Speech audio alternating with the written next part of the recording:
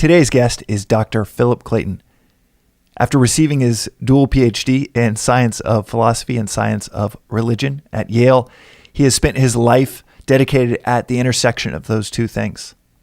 And with this really rare combination of philosophical study and over 9 books right at the intersection of things like ethics, society, biology, science, theology, it is a wide-ranging conversation that we have on some abstract and some very tactical topics that interrelate in just it's just a very cool conversation. There's no other way of trying to describe this type of conversation that goes from the very, very big ideas and questions to the very minute moments in which the answers to these questions can help. It's a very cool conversation, and I'm excited for this part 1 because down the road we're going to have a part 2 with Dr. Clayton. So without further ado, let's get into it. This is Below the Line.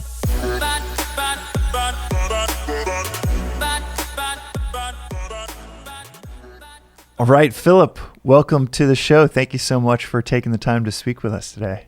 Hey, thanks for having me, James. It's exciting to be here. This is, I think the excitement is tenfold on my side of the table because it's with this podcast that really covers managing one's psychology. I told a friend the other day that he was asking whether he should start a startup, and I said that I remember Socrates giving this advice of when someone asked if they should get married, and he said, "Get married.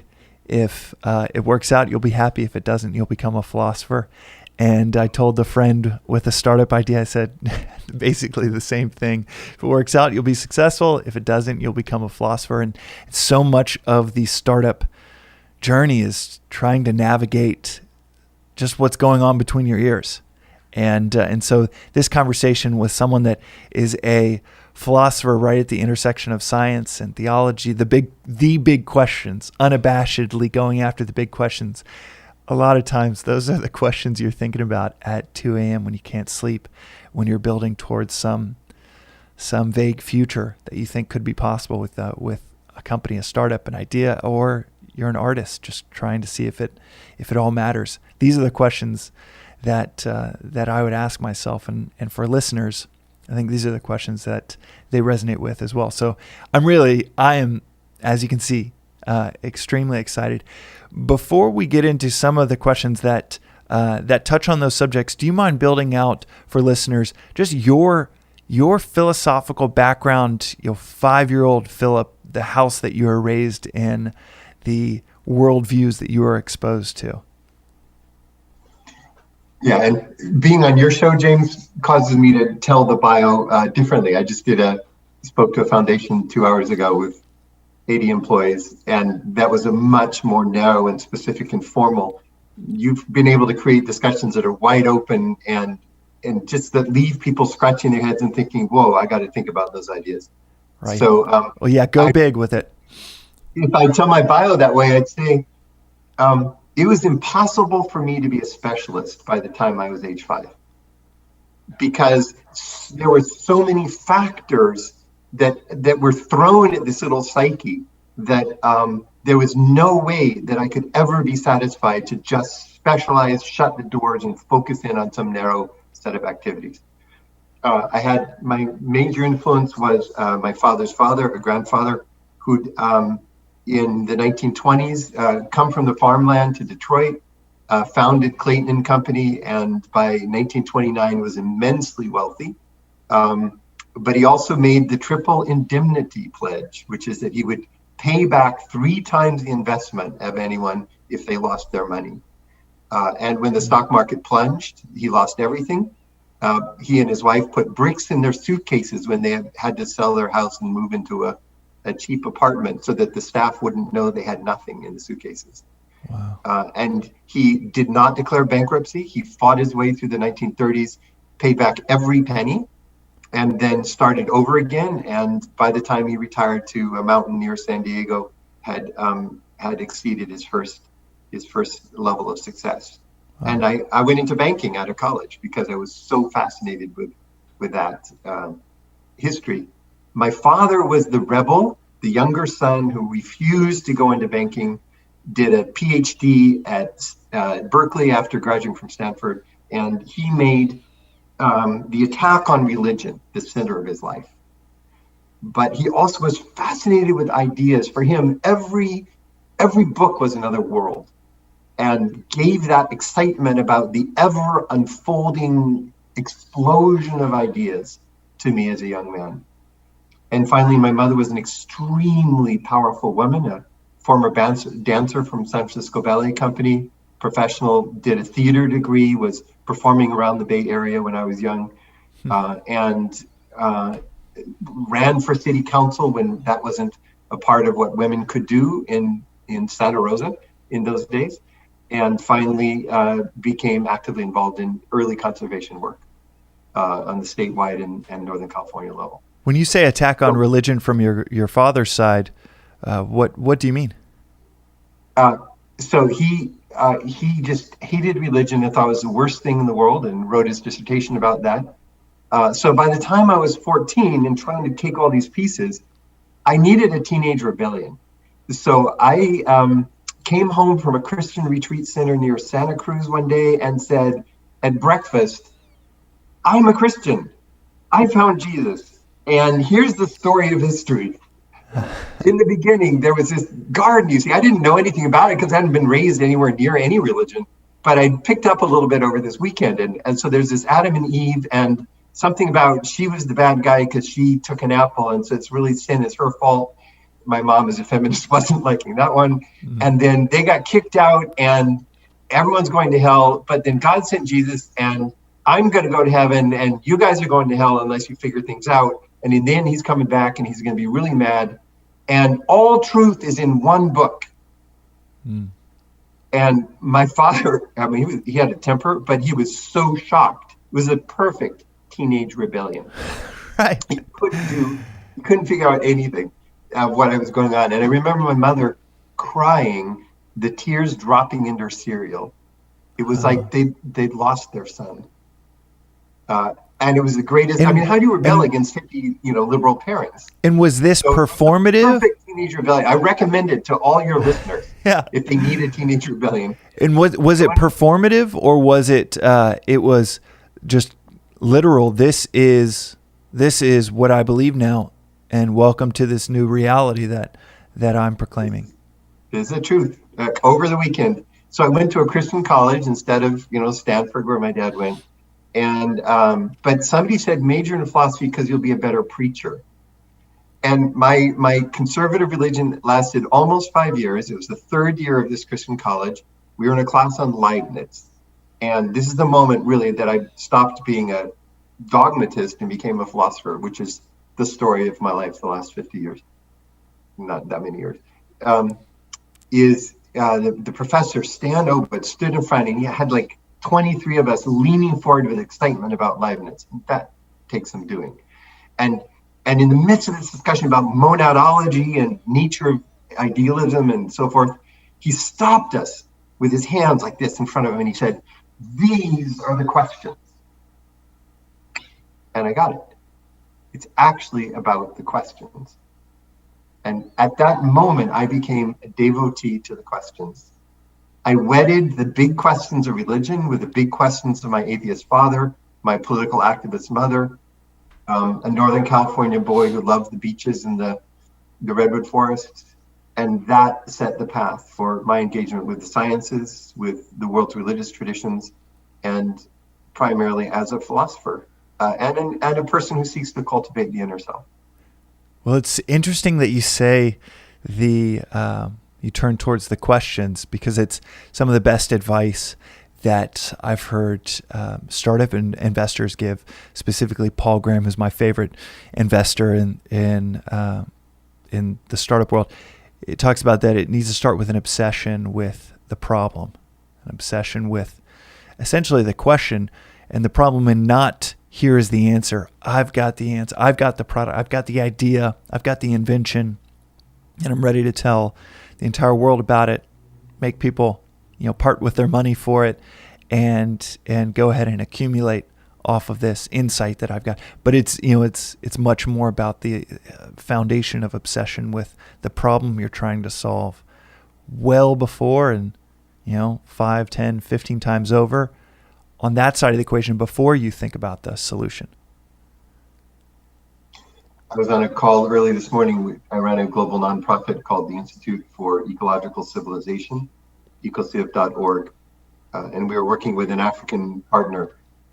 And so we had a crisis meeting with the staff because of some conflicts that have arisen. And they wanted to see, could we just solve these three things that the partner had just mentioned in a very fiery email? And I asked instead, so what's the deeper problem? What's actually going on here beneath the surface? We took a detour through the deeper problem for half an hour with our leadership team and found out that actually it's a far worse situation than we realized.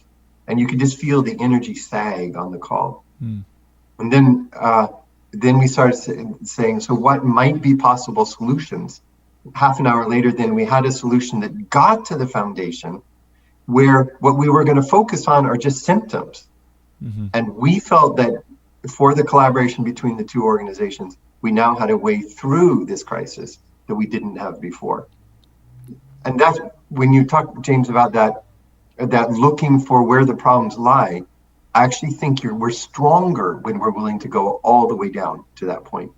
Does that resonate with where you were just going? Yeah, absolutely. I mean, that's how it's kind of like starting with, all right, I've got to get this ball into the hole with golf instead of really understanding the clubs, the course, and you can jump to just like, oh, why don't I just carry it over and put it in? You haven't really learned the rules. You haven't learned the limitations, and you're never going to win a tournament that way without really understanding just the playing field of the problem before you strategize, sometimes maybe against the rules, to some solution that actually doesn't fit within the constraints of the problem, and is quite distracting from ever learning the constraints and navigating that.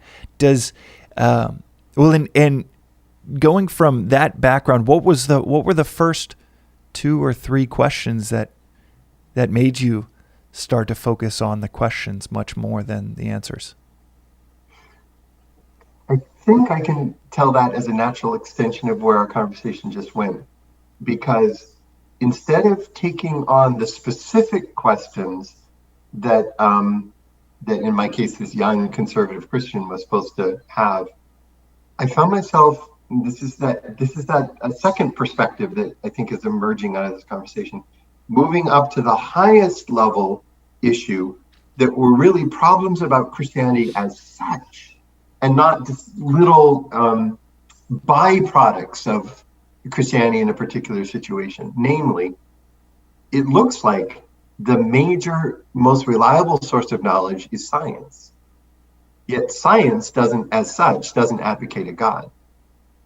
So Christianity seems to be in trouble because the most trustworthy knowledge is not God-based. Can we use that knowledge to support religious claims, or are the two in fundamental opposition? And that led to a senior thesis and my PhD at Yale, and a large number of books across the years out of that most fundamental question. I'd like to make an observation and see where you take it. It just seems so clear to me that in management, in dealing with life issues like a relationship conflict, and in running, in pursuing intellectual questions, we don't go there. We're not willing to really take that deep dive beneath the waves to plumb the depths. And I hypothesize that it's out of an inner fear, that we're afraid of what we'll find there. We're afraid that deeply held and treasured beliefs won't stand up to examination. And we're afraid that who we think we are will be undercut if we really go there.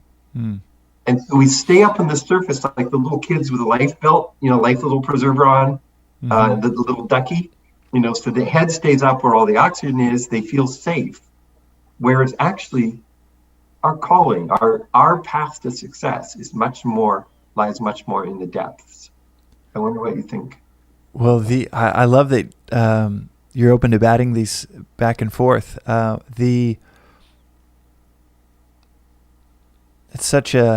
It's an interesting observation that we're afraid to go deep.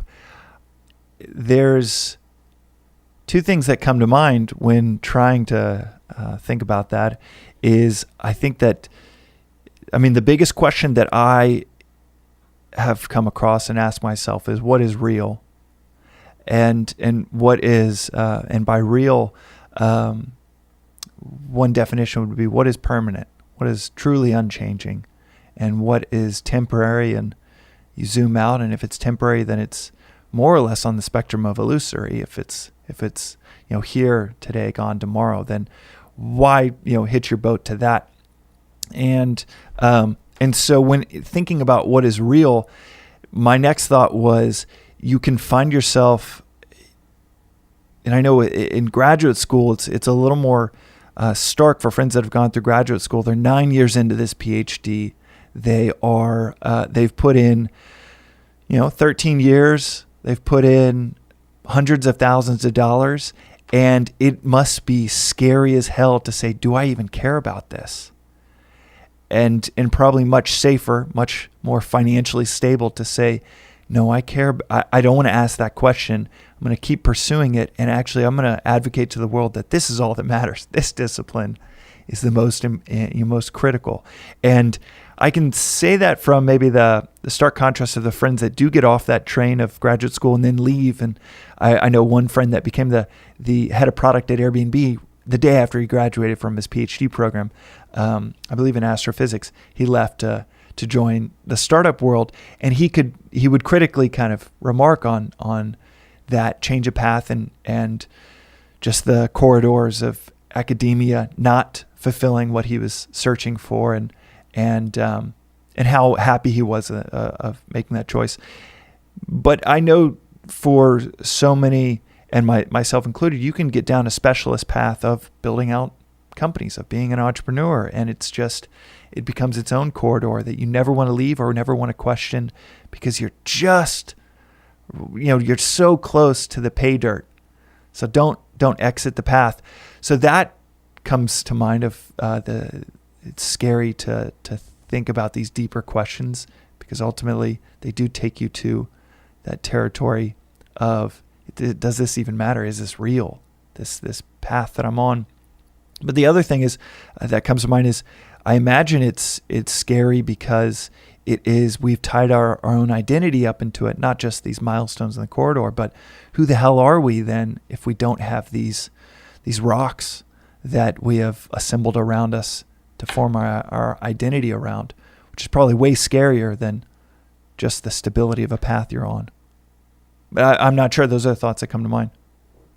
Where that takes me is, it feels like if we're plumbing the depths, that there are these three deeper and deeper levels that are encapsulated in the last answer you gave. The first one is a topic that a lot of people are talking about today, and that's the imposter syndrome feeling. A lot of people report that, and actually this should be named. Those of us socialized as white males seem to feel it the least, though I often think we are the greatest of the imposters. And that women in the classroom as girls already, are taught more to doubt their right to participate equally in the discussions, even today in this moment of history. So we have a sense of, do we really have the knowledge and the preparation and the skills that we need to succeed? And then below that is a question, not whether we have the particular knowledge or education to be good enough to be in this position, startup or regular organization or whatever it might be, but am I myself successful? Am I strong? Am I able to take a position of leadership and stand up against the odds and win? Stand up against the opposition, stand up against the battles and win. And that's obviously a level deeper. And you've twice now, James, you've gone down to the level of what about reality as such? There's my professional image, there's my core sense of self, and then there's the very reality of the world around me that I presuppose in every other level. And you've twice said, I might even have to ask, are the things that I think are real and important really real or important? Call that the fundamental existential, or we even could say metaphysical level of question asking. There's a great German word, problematizing, to problematize the very reality of the world that we think is solid and dependable around us, the firmness earth beneath our feet. And I think you're kind of asking us to take the whole journey to the bottom, if I'm understanding you correctly. Well, and that's the project of the podcast is we see the tip of the iceberg and we think that is what is real. And with the right vantage point, we realize, oh shit, that's not even 10%. And what's real exists so far beneath the surface of what we perceive from the boat or from land. But you create the right technology to take a photograph, and you realize, or to be able to go down yourself with scuba gear, and you realize, whoa, I am not seeing what's really there. And so that's the idea of the podcast is trying to observe what's really going on. And typically it's the deeper version of someone's story. But with this conversation, the enthusiasm is because this isn't just someone's story, and this will be woven into your personal story will be woven into this conversation. But it's really it's zooming all, because this is your work, zooming all the way out and to the perspective of infinitude, to try to observe what's going on. And to that point, Ed, I love that you're tossing questions back my way, but I know listeners want to hear from you. So I'm going to keep directing it your direction. I actually first came across you when you gave a brief history of infinity on a panel. And infinity, it just sounds like a unit of measurement. After you hear it a couple times, a couple decades into life, you're like, oh, infinity, that's like 1 inch. It's just like, that's something that might apply to certain topics. But you gave a really eloquent articulation of the history of infinity, and at least the conceptual history. Do you mind giving listeners a brief conceptual history of infinity and infinitude? And I'll tell you why I wanted to touch on that in a second. So there are a couple of stages. I was fairly young when I heard a mathematics professor from Stanford describe how big numbers could get. He gave a 45-minute talk where, what would we say as kids? Gazillion, right? Or we had a Googleplex, 1 followed by 100 zeros. And he created a formal system that let us express numbers of a magnitude far in excess of those elementary school games that we played. And then he finished that formal system and he made it part of another formal system, which was massively larger than that one. And then he did it a third time with all the characters and concepts. And for the 100 people in the audience, it was actually, interestingly, it was a session called Science and Spiritual Quest. It was our first event in 1997. And at the end, your head is spinning. So at the World Science Festival in New York, we had a panel where there was a person who worked with Gödel's work, and the magnitude of open-endedness of uncountable sets. And then a physicist talking about magnitude in physics. And then I came up with concepts from Eastern and Western philosophy, which were the attempt to state not only the incomprehensible magnitude of numbers, but what is that space beyond numbers altogether? We actually can do formal systems of transfinites, so technically infinites, and orders of infinitude for which we use the Hebrew character Aleph. So there's Aleph 1, 2, 3, and 4. So there's a whole description of infinities and different orders of increasing magnitude of infinities. But that is a mind-blowing concept, because it means, you see what I just did? I took the countable numbers and I made them larger and larger. Then I told you about a Stanford professor who created 3 new systems for still countable, so they're still finite quantities, but staggeringly large. And then at some point we get to an uncountable, so a non-finite set, and then we start naming types of non-finite sets. So types of infinity. And then finally we come to the question, is there a set of all these infinite sets? The philosophical tradition, it's more powerful in the West. It goes back to the Jain tradition in the 6th century before the Common Era in India. But in the West, we have spoken of the concept of the absolute infinite. It is that kind of infinity which is qualitatively different than these Aleph 1, Aleph 2, Aleph 3 kind of listing of infinities. That is the linchpin of all philosophy. Do you mind building that out a little bit more? Yeah. So what humans can do is we can take any group of numbers and create a set and a way to count them, a formal system. And then we can take a larger group and a larger group, and then we can almost without limit just keep adding ways to define sets. Then it turns out that transfinite or infinite series can be placed in a set and defined. So once again, our brain rises up to this level of beginning to categorize infinities. If we wanted to go into the physics, it'd be great to talk about the multiverse and the way in which that's another way of categorizing infinities that are postulated. Please, yeah. And so, which we could do if you want later. So then we add up all these sets of infinities. Then somebody says, but could you add them all together? Is there an ultimate point in this breathtaking exploration of the human mind? And you get to a point where you say, if you add those together, actually Bertrand Russell recognizes this, you no longer have a set.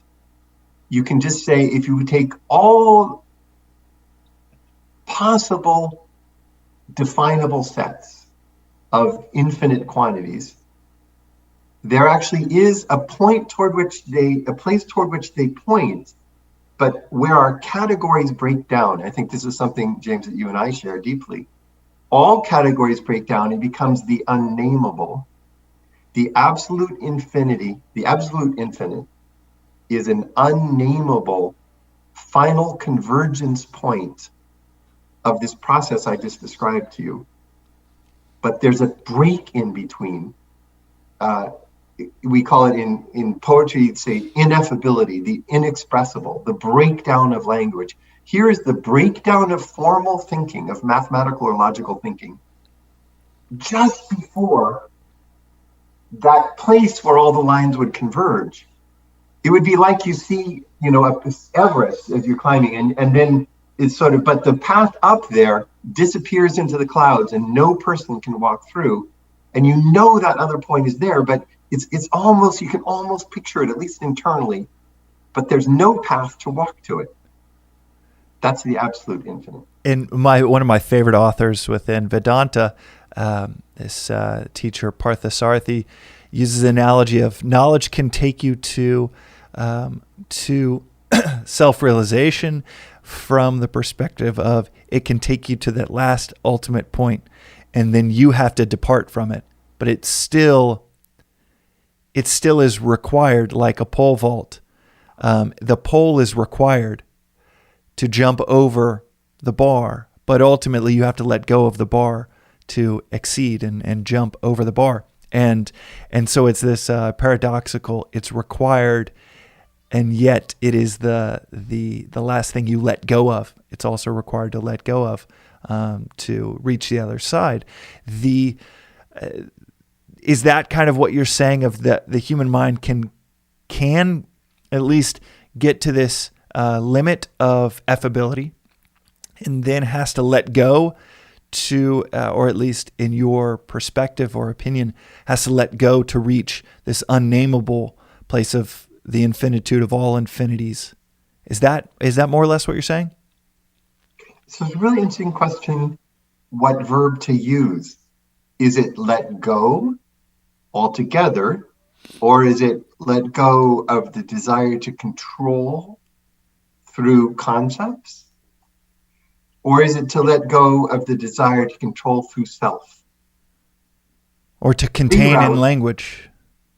To contain in language, that would be the second one, the kind of conceptual movement upward. Mm-hmm. So it's interesting that when you look across the world's philosophical traditions, you see the movement sort of to the infinite outside of oneself, or the infinite inside of oneself. And the descriptions of what look like these two opposite paths are actually remarkably similar. Mm-hmm. So in seeking in the West, for example, Jews and Muslims and Christians, the philosophers, to try to say, what is God? Over and over again, the greatest thinkers will say, if it's God, it can't be spoken. Huge philosophical systems or theological systems heading in that direction, and they get closer and closer, and then you always find some place where the guy says, well, there's this and this, and well, God's greater than that, but it's something like that. I mean, I could give you a dozen examples off the top where the language breaks down. The East is there. We'll talk in a moment about Hinduism because it has a very beautiful solution to this one.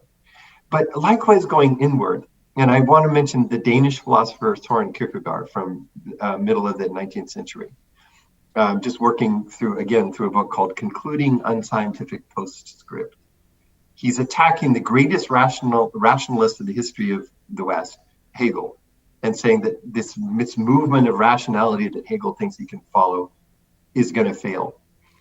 And so he describes coming to that point where it's like you feel like you're suspended over 10,000 leagues of water. You're just suspended over like an infinite nothingness. And there's no way to take the self intact across that. I think you'll see the parallels with business management in a minute. And he says you turn instead, listen to this phrase, the word infinite comes back again, the infinite passion of inwardness. The infinite passion of inwardness, that complete place of authenticity inside, where the words break down and the self-concept even breaks down, and yet and you encounter an infinite internally, as the theologians encountered an infinite externally, and the two are symmetrical in an amazing way. The Hindu tradition got that, but I think a lot of traditions haven't been willing to see how the two infinites meet in our own experience and quest. What do you think, if you had this passion for Christianity early on, what were the issues you ultimately developed with it, or where you felt like it lacked philosophically to answer these big questions? At least maybe conventional Christianity. Take it in any which way you want, because I know that you've also spoken about, Christianity is not this monolithic philosophy. There's many categories within it, and but that conventional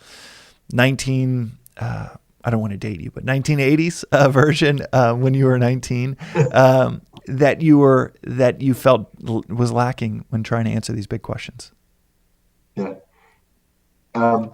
What has happened in the history of Christianity has happened in the history of every religion, including the ones that should have remained the most mystical, the most humble, which is to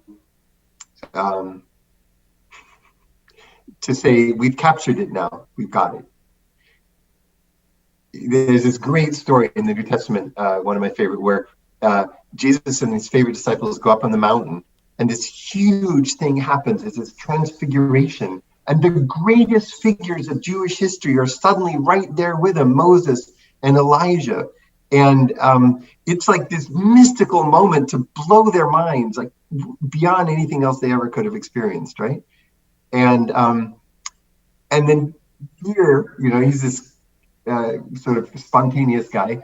He says, "Hey, this is really cool, Jesus. We're up on this mountain, and like Moses and Elijah here. Let's build tents, and let's like sit down and like cook dinner and have a party, and let's just stay right here."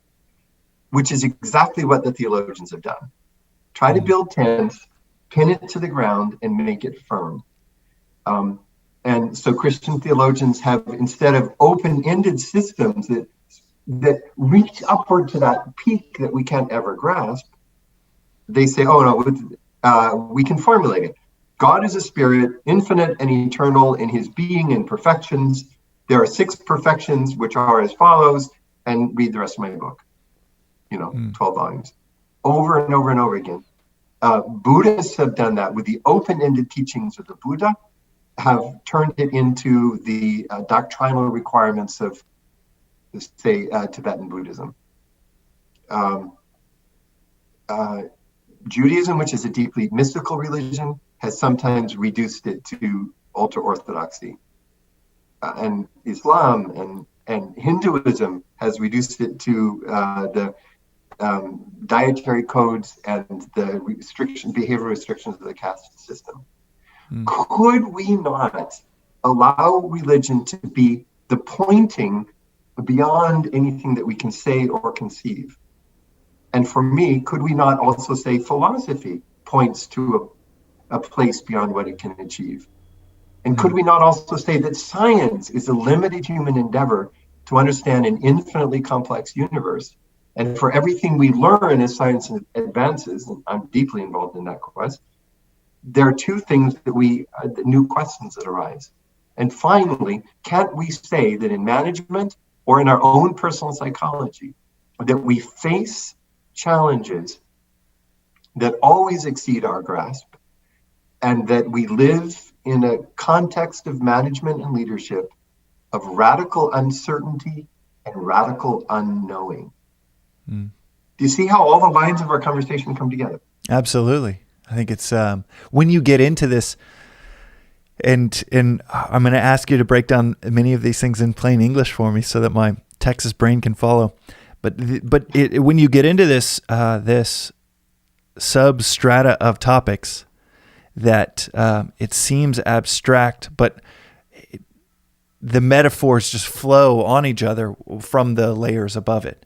It's, we can be talking about this and we can be talking about something like spirituality. We could be talking about oneness, and you could take that into tactics for surfing. And I find it infinitely fascinating to, when you do start to ask these bigger questions, that it applies everywhere. And I guess that's the hallmark of deeper stratospheres, is that so many layers are built on top. So trying to make it, I want this to be 70% abstract, 30% tactical. Within Christianity, what do you think was mystical, and what do you think as an example, specific example that was meant to be open-ended, and then where we find ourselves?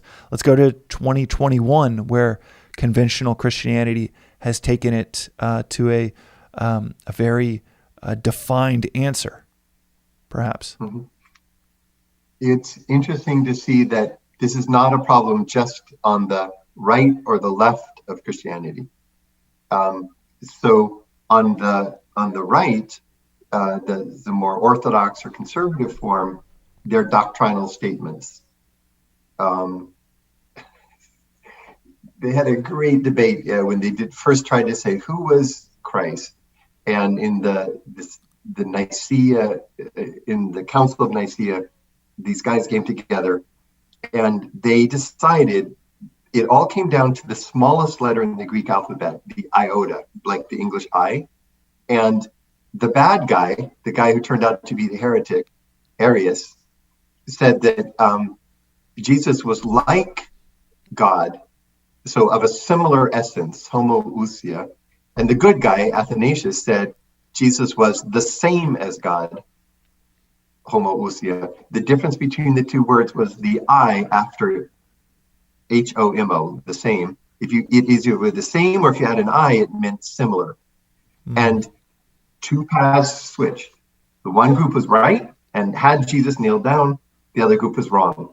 And that's been the standard for orthodoxy since the year 325. Right? So there's a place on the conservatives where you say this is correct doctrine, this is creedal or orthodox, and the others are wrong. On the left, the more progressive churches have taken a particular notion of justice or of what constitutes identity or what constitutes acceptable compassion, and have made that into an orthodoxy of values. So orthodoxy of belief, orthodoxy of values. And it's the willingness, this is a great Buddhist idea of the willingness to let go, to take a situation of unknowing, to let it rest gently in your hands and to say, I can live that way. If you'll let me circle back to business, it must be 20 years back that I knew Jay Ogilvy, who ran global business networks in the Bay Area. And at that time, chaos theory and management was coming to the surface. People are looking at physics and how there are chaotic systems in physics and saying, well, that's what it's like to run a global business. Jay was involved in really high-level consulting with companies and governments around the world about managing in a context of chaos.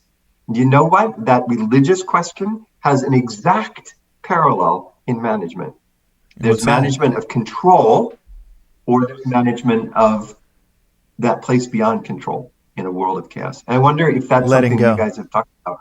It's certainly come up on not in a framework, but in an observation in past episodes of leadership is letting go, and creation is letting go.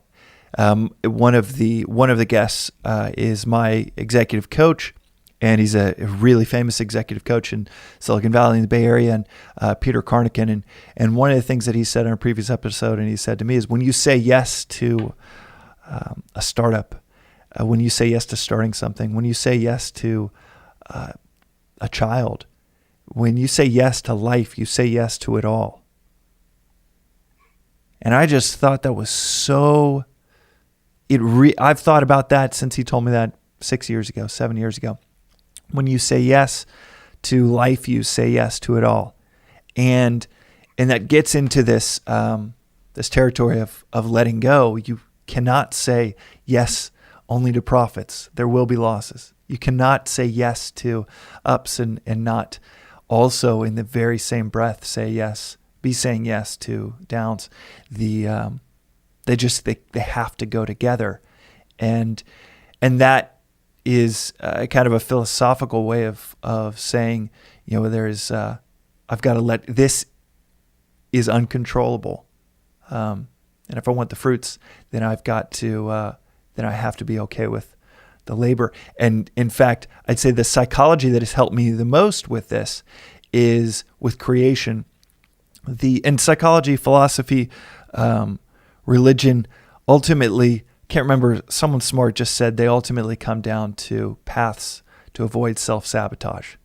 So if people don't want the R word religion, if they don't want to talk about the abstract things of philosophy, and they're just content with their Wednesday 4 p.m. meetings with their therapist, and psychology is their path. Ultimately, they all are routes we're all taking to avoid self-sabotage. And there's the psychology that I found most powerful for creation is Vedanta, which I touched on, which it helps navigate many of these large questions, but many of which it's like let go. There is this, the last chapter of the book on Vedanta, if there was some book on it, is that none of this is real anyhow. This is all illusory. But certainly the problems that you think are problems, you go through enough of them and you realize how many of them are blessings, and you just stop the value judgment altogether of thinking this is bad, this is good, this is bad, this is good, because you just get enough experience of realizing, nope, I'm actually terrible at value judging whether something's good or bad. And the things that I think are bad end up being blessings. Things that I think are good, I end up being, to a personal or company-wide detriment. So all of that is to answer your question. There's absolutely a thread of letting go of control, because I ultimately realize I have no idea what I want, much less what I want to happen. I think we can make what you just said really sharp, and in a way that it becomes useful. I agree that what I just said probably wasn't that useful to the listeners. No. But the starting point, the door you have to go through first, is labeled paradox. And only when you can affirm the paradoxes. So I manage an international organization, and yet, so I am ultimately in control unless the board fires me. On the other hand, I am the most not in control of anyone in the organization, because my time, my priorities, my public presentations are, if I'm doing well, are influenced by a whole hierarchy of people that work under me. Mm-hmm. So that my executive assistant is, in some ways, has more power than I do, paradoxically, as she prioritizes the tasks that lie before me in a particular day. If we can say that wherever we turn, there are these paradoxes. Jay Ogilvy talks about managing in a situation of chaos, of unpredictability. That's the paradox. You can't manage, and yet, of course, you do manage, whether for-profit or non-profit. You manage a huge organization with a global presence in a context where technically management is impossible. And I believe that the Vedanta philosophy is the one that expresses that more clearly than any tradition in the world. So I want to try to say that sharply and then hand the ball back to you and see where it takes. No. I'm done holding the ball. I would love for you to, just to pursue that further. What? I'm sorry. No, it's the dialogue. That's the paradox of this. That's true. I'm actually the learner on this program, and Vedanta does it in the following way. Vedanta maximizes illusion and maximizes reality at the same time. And I started with a business example because I think this is all about how we live day by day in the world. It's not about an abstract metaphysical game. Mm-hmm. And Hinduism, as Buddhism, is very clear about that. So how does it maximize the scale on both? How is it the greatest paradox maybe of any philosophy in the world? First, this beautiful little 4-letter word in Sanskrit, Maya, M-A-Y-A, Maya, translates as illusion. It says that it's not just that my sense is, successful leader in these ways is an illusion, or the value of all the books I've written is an illusion.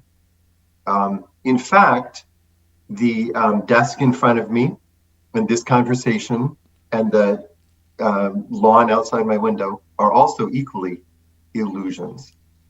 Absolutely everything is an appearance. It isn't a reality. Okay, you say that sounds pretty bad news. It's like solipsism, nothing exists whatsoever. It says at the same time that myself, which you just told me was an illusion, is the ultimate. So self, Atman, and every living being, every sentient being has a self, right? It's not just humans, it's not the Christian soul or something.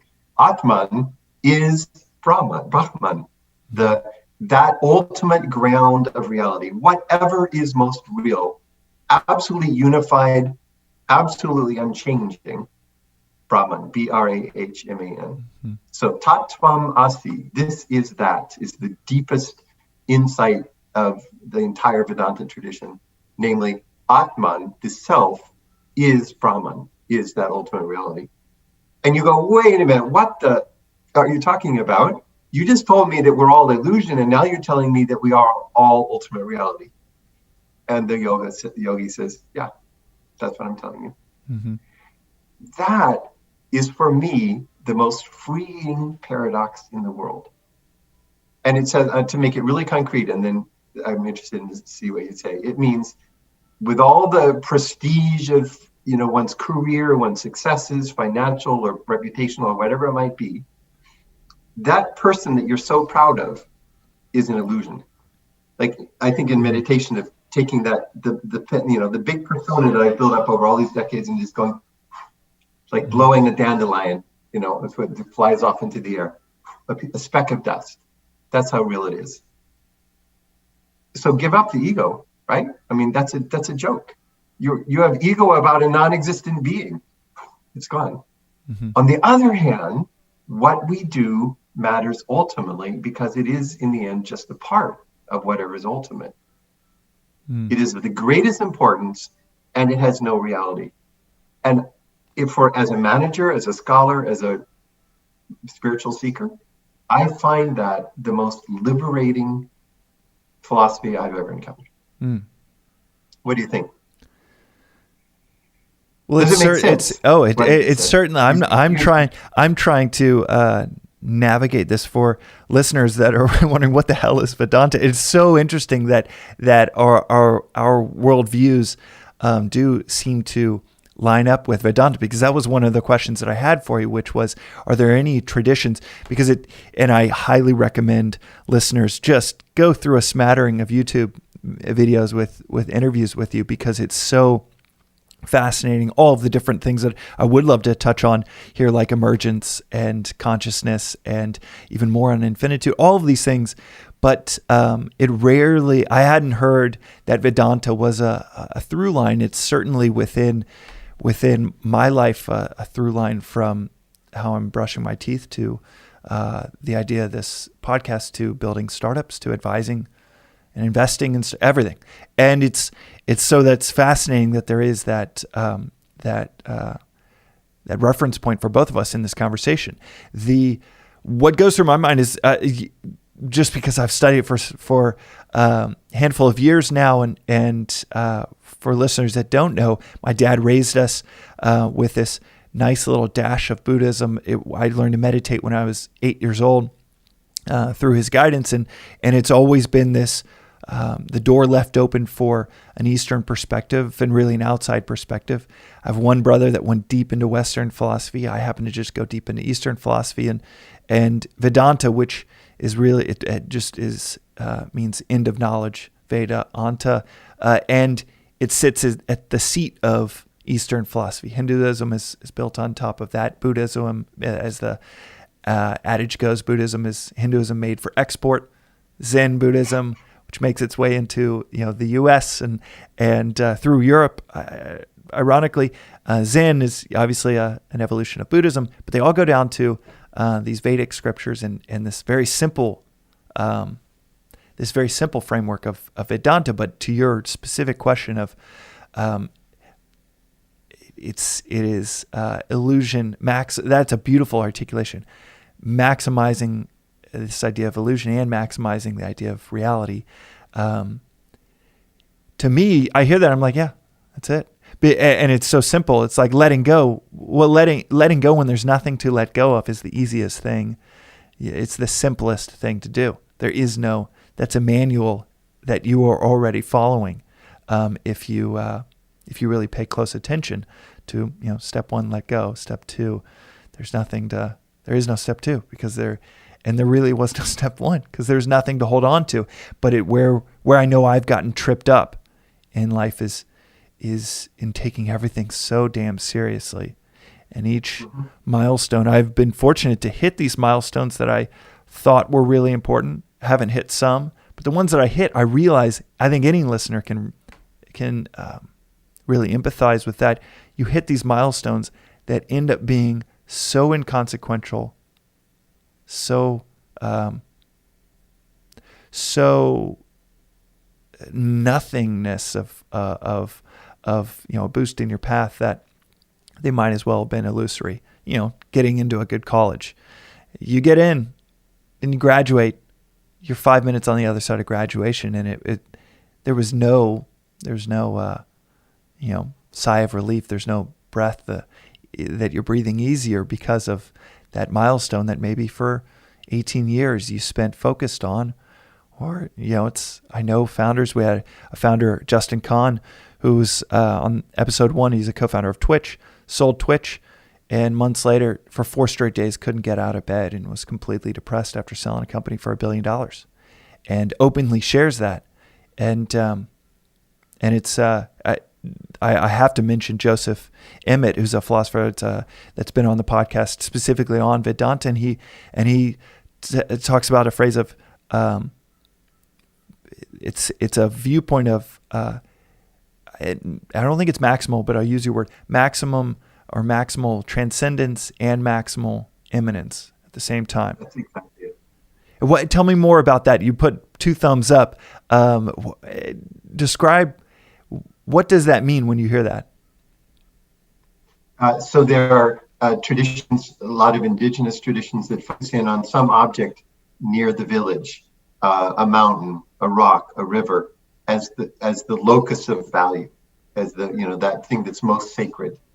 So that's a maximally immanent religion. And then the development of the idea of God in Judaism was the maximally transcendent. The divine was so transcendent it couldn't even be named. So 4 Hebrew characters, which we pronounce as Yahweh, but are unpronounceable, became the name for that God. The God who allegedly revealed God's self to Moses as, I am who I am. In other words, don't bloody ask any questions. I'm just that ultimate reality. So maximally transcendent. And Vedanta has managed to push the max button on both sides at once. But in the last minutes, because this has been abstract, I want to focus down to why I think it is a recipe for happy, or I want to say for equanimity. I'll use the Buddhist word, that place of just being, which is a place of satisfaction, a place of compassion, and a place that makes influence possible. Yeah, please. And so it sounds very abstract when we use these words, but for me, they are very much about the way that we live in the world. And I just want to tell 2 stories, and maybe you'll have one that you can throw in. I mentioned before, I had the privilege of being with these 123 scientists from around the world for 7 years who were engaged in bringing their science together with their spiritual traditions. And a Hindu gentleman named Chowdhury was senior vice president for research at Xerox in the height of their power. And everything for research came through his office, the big financial decisions. He described once how he did his days to an audience. And he said, I would be in a meeting of huge impact for the future of my organization. And after 30 minutes, the secretary would usher that person out, and the next meeting, equally as momentous, would come. He said, I just had about 3 breaths of time as the one person shook hands and walked out the door, and the next person started to walk in. And he said, I turned inward and I released the tension of the one. I came completely back into the moment, and I was fully present for the next meeting. His practice, his beliefs in Vedanta, translated into that ability to refocus and be completely present at each moment. And the last story I would tell would be at the culmination of the 7-year, $5 million project. We assembled 7,000 people in the tennis stadium of Bangalore, India.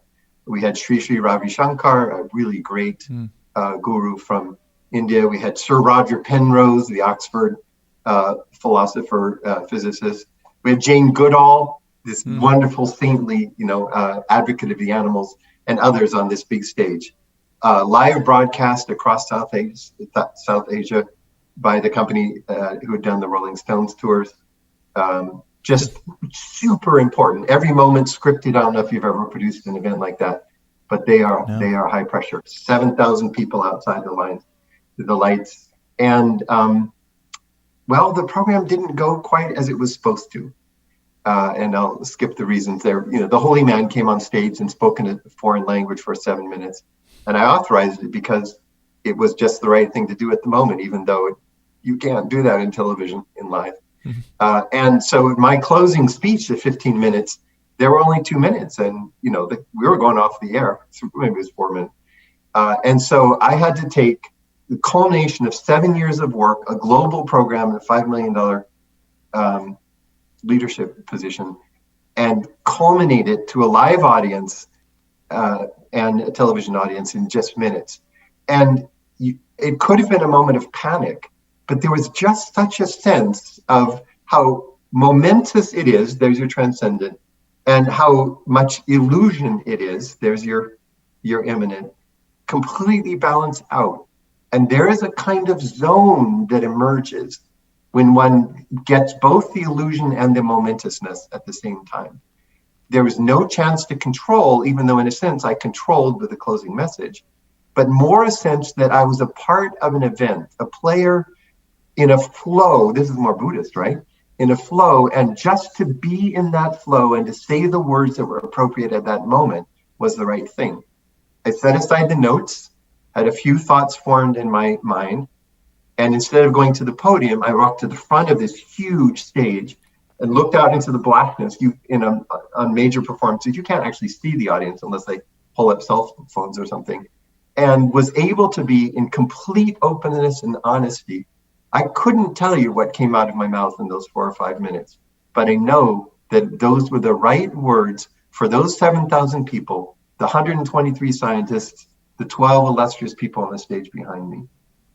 If you can live at least the momentous moments of your life with that sort of power, that sort of letting go into a flow so that you speak the situation and its truth rather than anything of your ego, those are experiences you never forget. That was 2003, and it's like it was yesterday. Saints can do that at every moment of their lives. But those of us in management, if we do it at the crucial times, the crucial creative moments, the crucial calls for our organization, then we are successful. That's the heart of the message that I most want to get across. That where philosophy becomes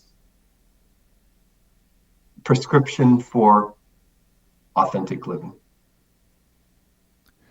Well, it is. It's surreal to feel like we're going to have to do a part 2, because it's surreal that I am now put in this position to have these few minutes of closing remarks. So many things that I wanted to cover that we didn't, that I can't wait for a part 2 in our conversation to cover.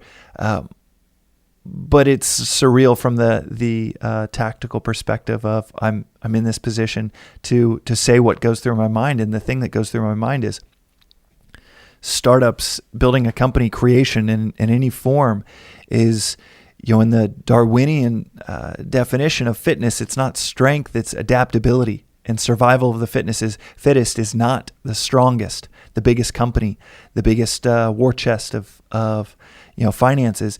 It is a survival of the most adaptable. And the most adaptable, think of changing directions in zero gravity. That's when you're most flexible to change directions in zero gravity. And if you can mentally, psychologically, philosophically get to zero gravity because you have let go in all directions, then bring it full circle to where the conversation started. That obsession with a problem is not encumbered with an obsession of a solution or an answer that sounded so good when you're 14 or 44, but you can, with zero gravity, zero clinging, let go and go in the direction that's required in that moment. And so it's that was a great, couldn't think of a better way to end it on than that very story, leading to that thought about fitness. Where can people find more about you, Dr. Clayton? I know you wanted me to call you Philip, but where can people find more about you online? My website is philipclayton.net. Philip with one L, philipclayton.net. Ecociv.org shows what it looks like for us as a global organization to try to live out some of these principles. And I have lots of books on Amazon. We just published last week a book that we do together with Justin Rosenstein, whom a lot of you guys know from Google and Facebook, and Right. Founder of Asana, Right. together with Dustin. And Justin has formed a new organization in the Bay Area called oneproject.org. And we together put out a book. I've been hearing about this, yeah. Yeah, so we're working together really, really closely, Ecociv and One Project. and it'd be fun to talk about. But together, we just published a book that Associated Press covered in newspapers around the U.S. last Sunday, called "The New Possible: Visions of Our World Beyond Crisis." The New Possible: Visions of Our World Beyond Crisis. Justin has one of the really crucial essays in there as to Tristan Harris, Right. Humane Technologies, Institute for Humane Technology, and a number of other people. You got Varshini from the Sunrise Movement and so forth. So that's the most recent attempt to speak some of these principles into the context of COVID and the Black Lives Matter. I didn't know it was that Justin from Asana. That is fascinating, and I think that's going to be a nice overlap with the audience listening. And I will, I'll leave the audience with stay tuned for our part 2. And I think some of the things that we touched on right now, they almost seem unscientific, or just they almost seem kind of archaic to have these conversations. But something that Peter Thiel, perhaps one of the smartest venture investors in history, he has taken a stance publicly in the last few years by saying that the period of enlightenment was a shrinking away, not an exploration in the big concepts and big questions, but actually was in the breaking of the church and all of the turmoil. People stopped thinking about the infiniteness, the infinitude beyond us. And maybe it was a turn towards the infinitude within us, but he goes pretty dramatically in the direction of saying that we actually shrunk away from these big questions, and we need to bring these big questions back, because ultimately it's you're going to butt up against them. 5 years into a startup that might be going haywire, or 5 years into a relationship that's going haywire. These are the questions that can help smooth out the path if we're deliberately taking them seriously. So I can't wait for part 2. The audience for Below the Line is one of the densest, maybe the densest audience of founders in the world. With about 10,000 listens per episode, there is maybe 50% are founders of businesses. And if you have ever, as a founder, thought about selling your online business and then been rightfully apprehensive because it is a nightmare, so much of the time it is just goes, not only does it last 6 months, 8 months of negotiation, 3 more months of finalization of the deal, then a new owner runs your business into the ground that you spent years pouring yourself into. There is a reason people say acquisitions are extremely painful, but not anymore with Tiny Capital. Tiny Capital has built the dream scenario for acquisitions. They will review your business in 7 days, make an offer, and close within 30, and they'll keep running your business, whether you want to be a part of it or not. They do not buy businesses to run them into the ground, to shut them down, to acquire the talent. They keep it going. It is I truly mean this, because I've had friends acquired through Tiny Capital. It's so different than any other acquisition process that I've ever heard of, between the efficiency and how they keep running and growing your business after you sell. It really is the dream scenario for selling your online business. So go to tinycapital.com/below the line. That's tinycapital.com/below the line. The link is in the show notes. Go check them out if you are interested in selling your online business today. Today's episode is also brought to you by Magic Mind, the anchor for every single morning for me. It all starts with Magic Mind. It is a beautiful little 2-ounce shot that has matcha, nootropics, adaptogens. You take it alongside your morning coffee or tea, and you get 8 to 9 hours of great energy and flow. Flow State now comes in a bottle, and it is something that I've been building for the last 7 years. Launch It listeners know I launched it about a year ago, and it is my favorite product to work on, but it's also quite genuinely my favorite product that I get to use. I love it more than my iPad, and every listener knows how much I love my iPad Pro. Go to magicmind.co and enter promo code BTL to get 20% off. That's magicmind.co to try it out. And you can tweet at me, get a full refund if you do not dig Magic Mind. I will personally give you the full refund. So go check it out, magicmind.co, promo code BTL. And if you do not dig it for any reason, tweet at me and I'll give you a full refund. Let's get back to the episode. Welcome back, Philip. Thank you so much for making more time. I feel like the only thing that I was just telling you, the only thing we needed from the last conversation, the only way it could have been better was more time. So we're solving that for listeners right now. So I'm really appreciative of the extra generosity for a part 2 to part 1. Hey, I'm excited to be back on your show, James, and I'm curious what incredible and unimaginable directions this conversation is going to lead in.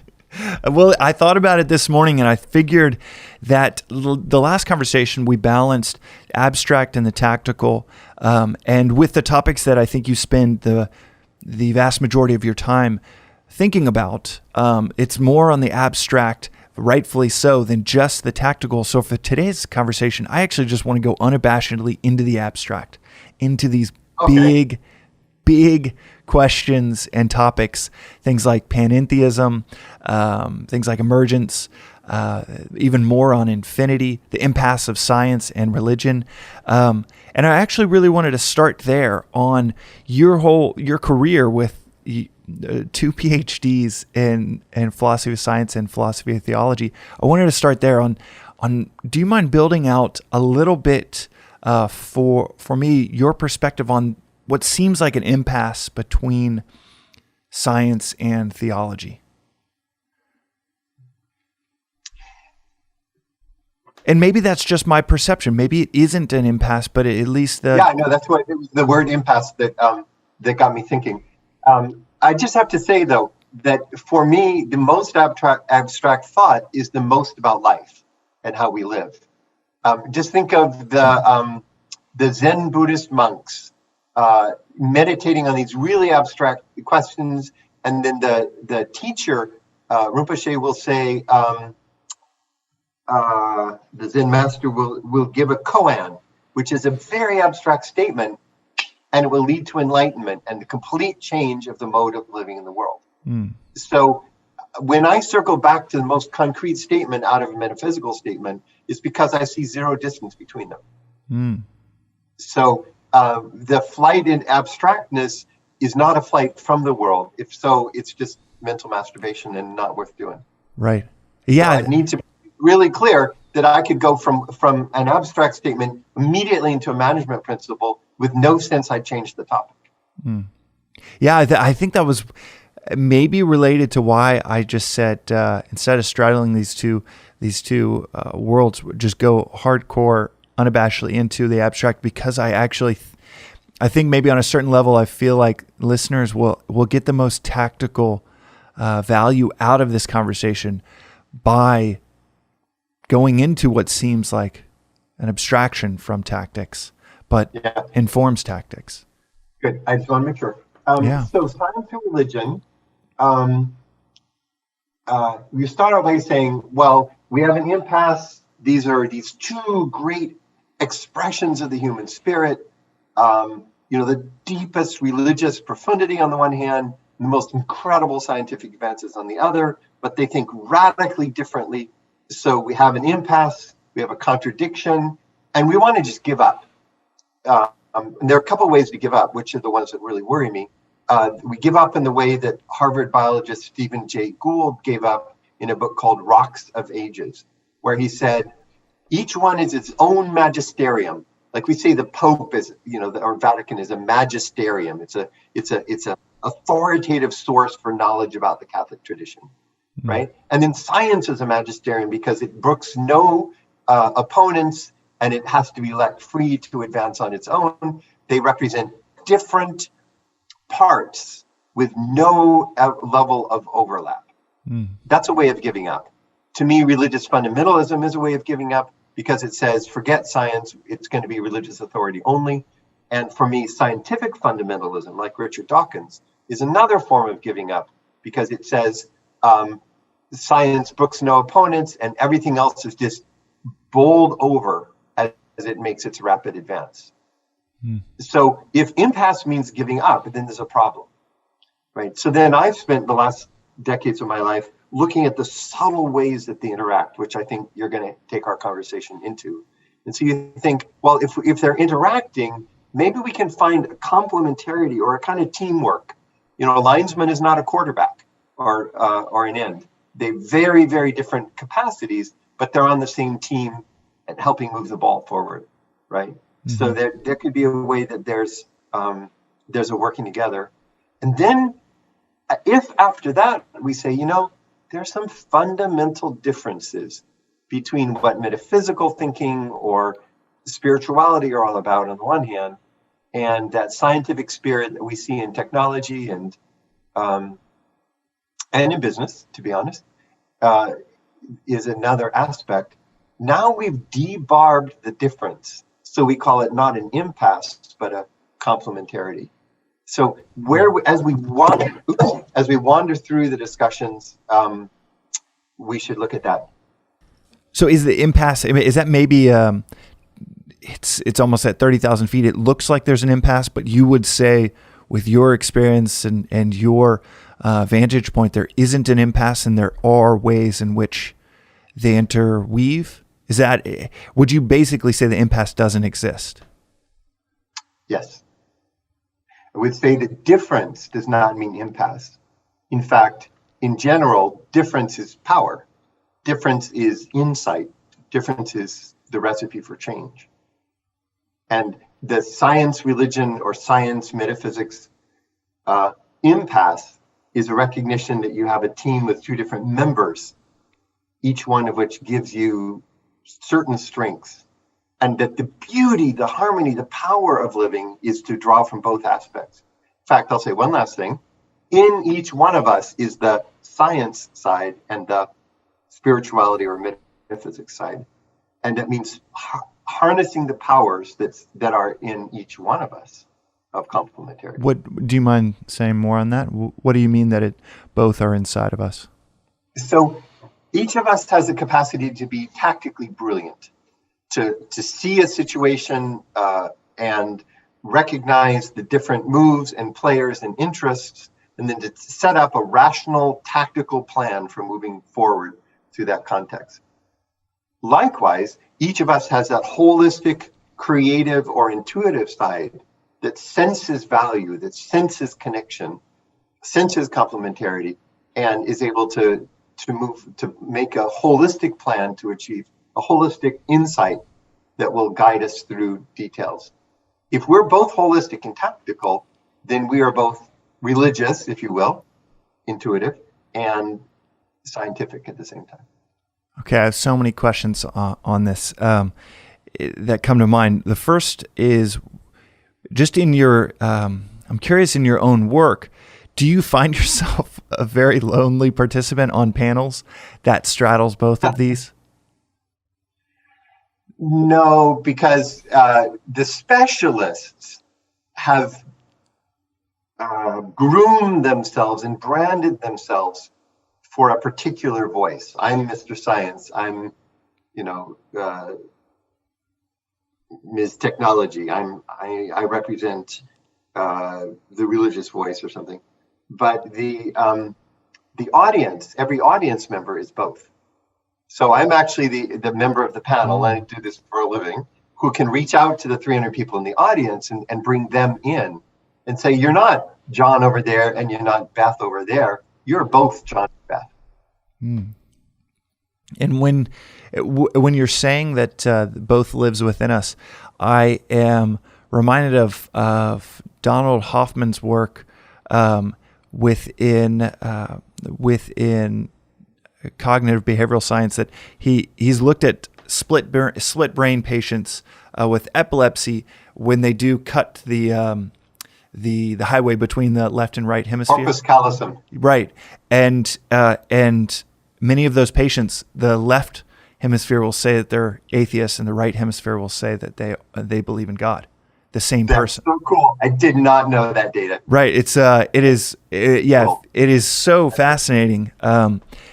And that's one of the immediate thoughts that went through my head when you said that we're both, and that with that severe epileptic patient study, they actually could show that literally one side of them is an ardent, and I don't know the statistics on how many of these patients felt this way, but one side of them felt like they were just ardent atheists. One side felt that they were ardent theologists, I guess. Okay. And that means cutting those, the neurons that connect the two sides of the brain, the corpus callosum. I suggest that a lot of us live in a situation of de facto slicing of the links between left and right brain. And that full living, powerful living, successful living is maximizing the connections between the two sides of ourselves, superimposing them so that they become two aspects of seeing, living, and acting in the same world. Mm-hmm. And I'm just using I'm going to stick with it, the tactical side and the holistic side, the facts-based side and the values-based side. It's not surprising then that this is Jung, in human institutions, you would find those same archetypes, anima and animus, represented by these two most powerful institutions in the history of the humanity, the religious institution and the scientific institution. And so you'd say the impasse only exists if you find both feet in one camp and cannot bridge that corpus, what is it? Callosum? Callosum between the worlds that have arguably they both influence the world almost maybe equally. The world we live in today, it's not like we're going into the Middle Ages. They both influence the world we live in today so massively that you almost could just say that there has to be some, and this is just me speaking this because it's, I'll quote my friend Joseph when asked, do you believe in God? He said, I don't believe in anything else. And that would be my response as well.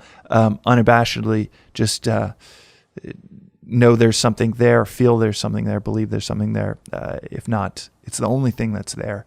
But at the same time, I find myself in the technology realm, the startup realm that is, at least on the face of it, very left, I guess that part of that epileptic split brain, very rational, show me proof, scientific method, scientific leaning towards very careful statements of hypotheses and rarely getting into that. I'm going to launch a statement into the vague unknown, like I just did. But it is interesting that I feel like technology in certain ways, in my vantage or from my viewpoint, is what is bridging those worlds. When I look at a smartphone, that when it is detached from power and detached from Wi-Fi internet access, it is not a very smart phone.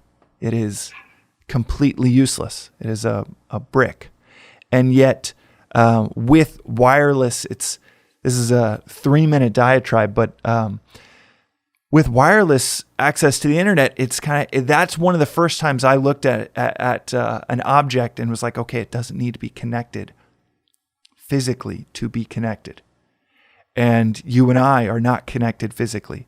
I'm not connected physically to the ground, although you could say I am, and that you put me in space and I'll die within, 3 minutes, maybe half that time. So I am connected, but not physically attached to wired into the ground. And yet there is something between us, between me and my environment, that feels very much like that smartphone analogy or that Wi-Fi metaphor or analogy in my mind that makes me believe there is something that interconnects us much more by having that model in my head of the smartphone than I would have had if 20 years ago without Wi-Fi, without smartphone, where everything was wired in, and that was, that was where the intelligence of a device came from. I don't know if that made sense, but totally. Let me riff on it. The key then is to recognize that the phone and the holistic source of knowledge, the internet, are not separate. The key for us is to recognize that from birth, the corpus callosum was already linking our intuitive and our tactical sides. And that we've let those neurons atrophy. We don't use, as it were, we don't use them, but that's the nature. The phone was made to be interconnected, to be networked, That's what made it a smartphone. We were made to be networked of that more logical step-by-step thinking and that intuitive holistic thinking. And we need to live into what we already are. Going back to I have curiosity around you being on these panels. I think it's a great insight that you are the audience. The audience really isn't the neurosurgeon or the technology. It really is, we are the generalists that, I don't know what the current stats are, but I know growing up, it was the vast majority of America was religious. And therefore a lot of us grapple with this trying to connect these two, even though it doesn't seem to be part of the public mainstream narrative. I think individually, you're right. As an audience, we grapple with these things. Though, what makes it hard for us as individuals is that the people around us give us limited or broken notions of what it is to be tactical or scientific and what it is to be holistic. And we do get to push back against inadequate notions of those. Oh, please, yeah. So I will say on the science side, we're given an expression of science which is often not an accurate expression of what scientists actually do, whether in the lab, if they're experimental scientists, or in theoretical work in theoretical physics. And I push back even more firmly against the notion of what religion has become in contemporary American culture in particular, which is a parody of what that has been in human instinct back to first peoples, indigenous peoples. They weren't religious. They didn't have a building. They didn't have a Bible. They didn't have all these externals that gave the impression of solidity. And yet they inhabited a world which was pervaded by spirits and value and origin and connection. So it may be that religion as defined in 21st century America and science as defined are at an impasse. But then let's probe the definitions, which is why I think you and I think that the East offers openings that maybe Westerners need to listen to a bit more. Well, and that was my next question would be, have you found philosophical, mythological instances, ancient or modern cultures that do bridge these two worlds where you do see this respect for science and you do see this respect for that intuitive, holistic, to use your words? Yeah. I think they are so pervasive that it's hard not to see those connections. So as you lead us into the specific topics that our conversation is going to touch on over and over again, I think we'll see the two sides working together in this complementary way. That's my hypothesis. Let's find out as we go into it. Okay. Well, and in part one, we talked about our surprising mutual admiration for Vedanta, and which is sits at the seat for listeners, kind of sits at the seat historically of Eastern philosophy. Hinduism is built off of that. Hinduism made for export, as the adage goes. Zen off of Buddhism in China, and so it's going into Japan, and so it's Vedanta. How did you first come across Vedanta, which is, I think, the Sanskrit connection of Veda and Anta, end of knowledge or culmination of knowledge, beyond knowledge? How did you first come across that? And I don't want to, and please stop me if I'm leading the witness, if that would be one of, I'm sure there are many examples where there's a nice harmony between science and religion, but is that what comes to mind as a philosophy that bridges the two harmoniously? Definitely does. So the personal story is that I grew up in the Bay Area and from an atheist, actually strongly anti-religious family. My dad's a professor and my mother an activist. And so as part of teenage rebellion, I became a very conservative Christian for like 5 or 6 years. And that got me to a Christian college at the same time. So I was very much socializing myself in this, really what I would now view as a fundamentalist religious worldview and set of beliefs. And I started at a Christian seminary, a conservative one, and I was going to be a conservative pastor and so forth. And it just was falling apart really quickly.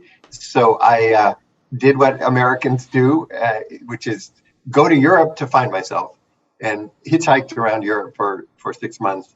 And one of the first stops, I was in Britain, and went to this great bookstore and began looking at Eastern philosophies. And I bought 6 or 7 books on Eastern philosophy to put in my backpack as I traveled, and read Hermann Hesse, whose journey to the East is part of that same motion, and found, in a sense, that was the broadening out of that, what we were talking about a few minutes ago, is that intuitive, that spiritual, that sense of interconnectedness that was inside myself. And it just seemed so natural and attractive to me. In later years, as I began studying the way that religion and science are related in all the religious traditions of the world, I teach graduate classes, PhD classes on that. I found that in one way, it's extremely easy to do. I'll start with Buddhism, because everything is constructed out of these moments of consciousness, these moments of present. And so it isn't that there's a scientific foundation or a religious foundation. There's consciousness in this moment in the core teachings of the Buddha, and the way that you don't attach to the notion of self, and you seek at every moment to encounter the world as it presents itself to you, without holding on, and with equanimity, a balance, a calmness. Well, that goal of the lifestyle of the Buddha is a fusion of scientific or tactical ways of thinking and intuitive or holistic ways of thinking. How so? I don't know, like, what would be a tactical example, a specific example where you'd say this is a bridge between the two? Right. So in Buddhism, whenever something says, I exist alone without connection, that is inherently suspicious.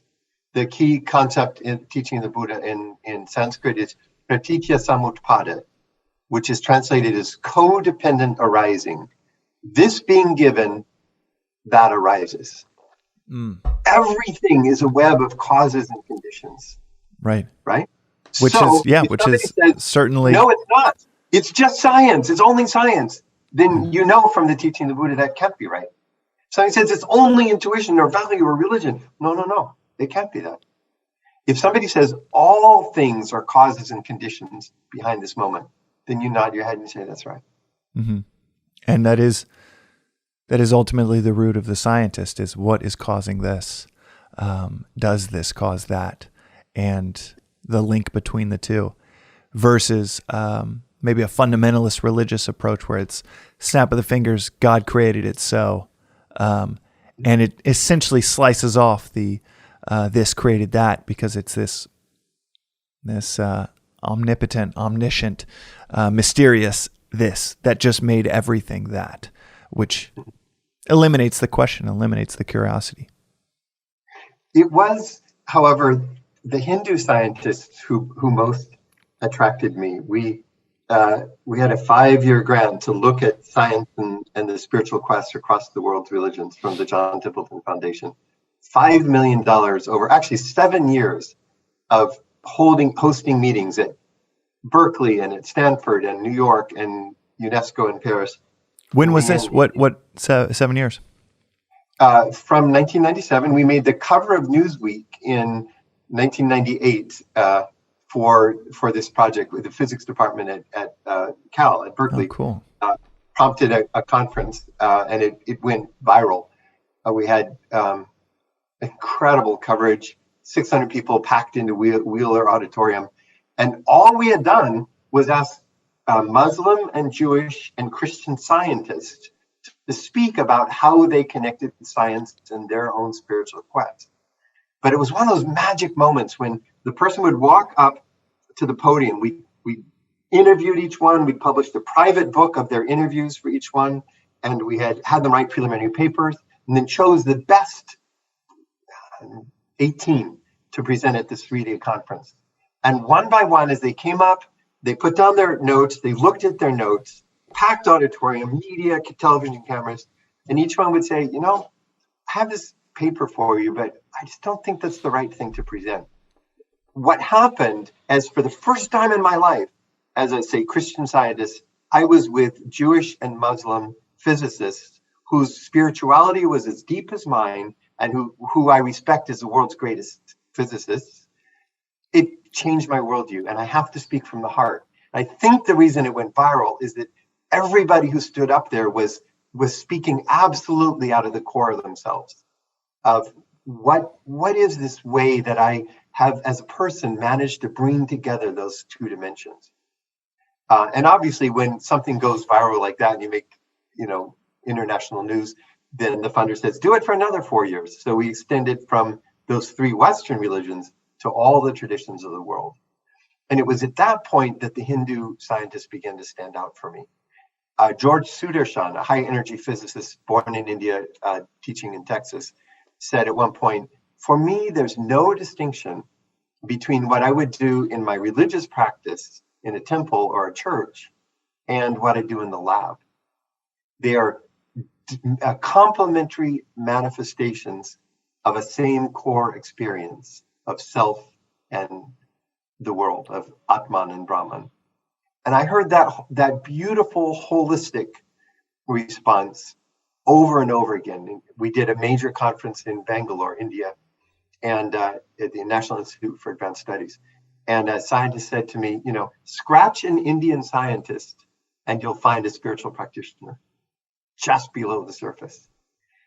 Is there something that, about Hinduism that allows for that harmony, inherent harmony? Yeah, there is a sense that this quest for understanding who we are against the ground of all things and the actions that we take at this moment, that leads to a deep complementarity to the scientific quest and the spiritual quest. It is, it's expressed in so many of the scriptures, that this deeper quest underlies, that spiritual quest is in some sense fundamental to understand how we are related to the all, to the totality of all things. And in one of the world's greatest spiritual texts of Bhagavad Gita, you see that the warrior experiences Krishna, experiences ultimate reality, and then is called to go back to his task, to carry out his daily tasks, but now with everything changed, because he recognizes in Sanskrit, tat svam asi, this, thou art that, or this, you are all things. And recognizing the complete interconnection of all within this one totality, one also recognizes that one then returns to her or his tasks as a merchant or a homemaker or a lawyer or a scholar or a warrior. I love. By the way, I love that we are talking. I'm so excited. I have outside of maybe Eastern philosophers, I've never been able to talk about the Gita on this podcast, and I've mentioned in maybe some solo episodes. But I love that this is coming up in this conversation.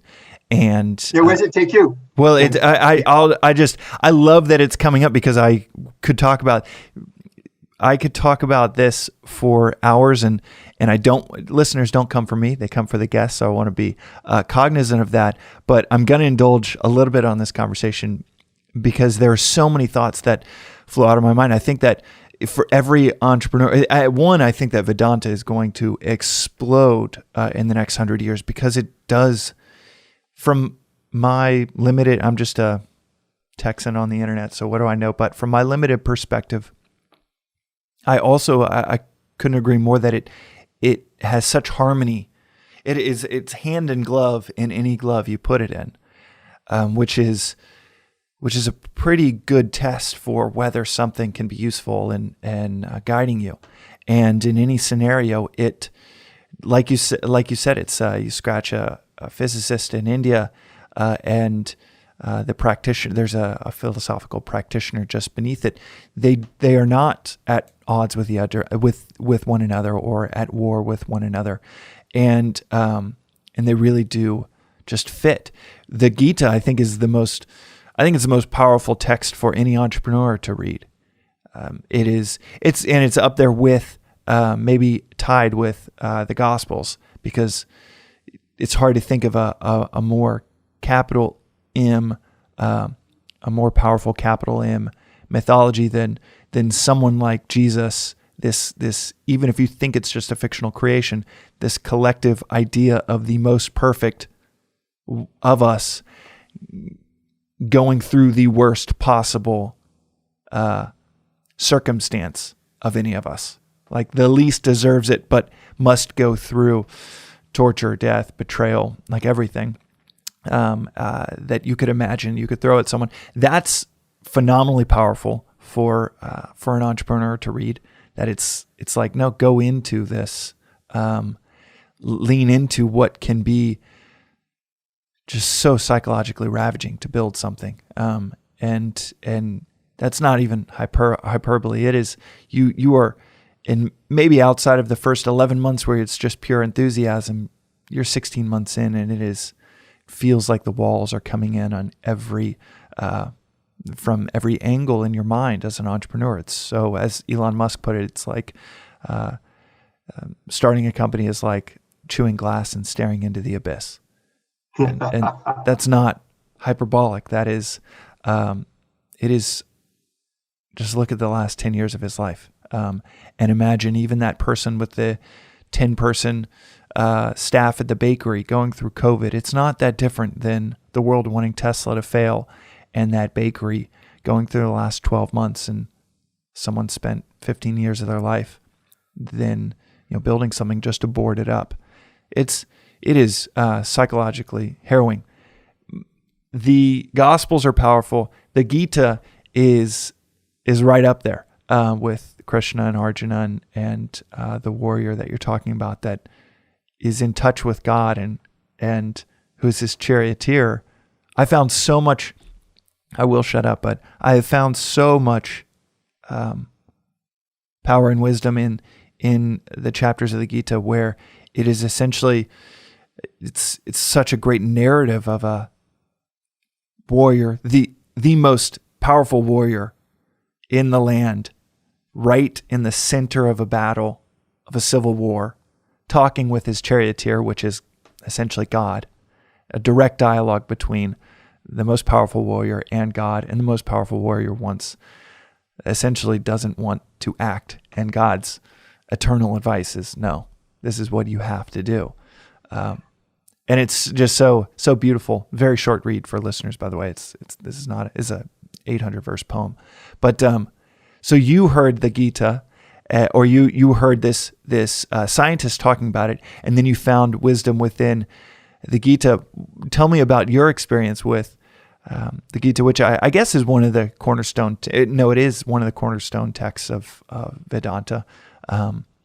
But tell me about your experience with that. I map it to my entrepreneurial journeys, and like I said, it's hand in glove. It helps so much. But what have your kind of real life experiences that have been impacted by the Gita, or continue with your story in general? It's about that word impasse that you introduced early in our conversation, because the Gita lifts the impasse up to the cosmic level.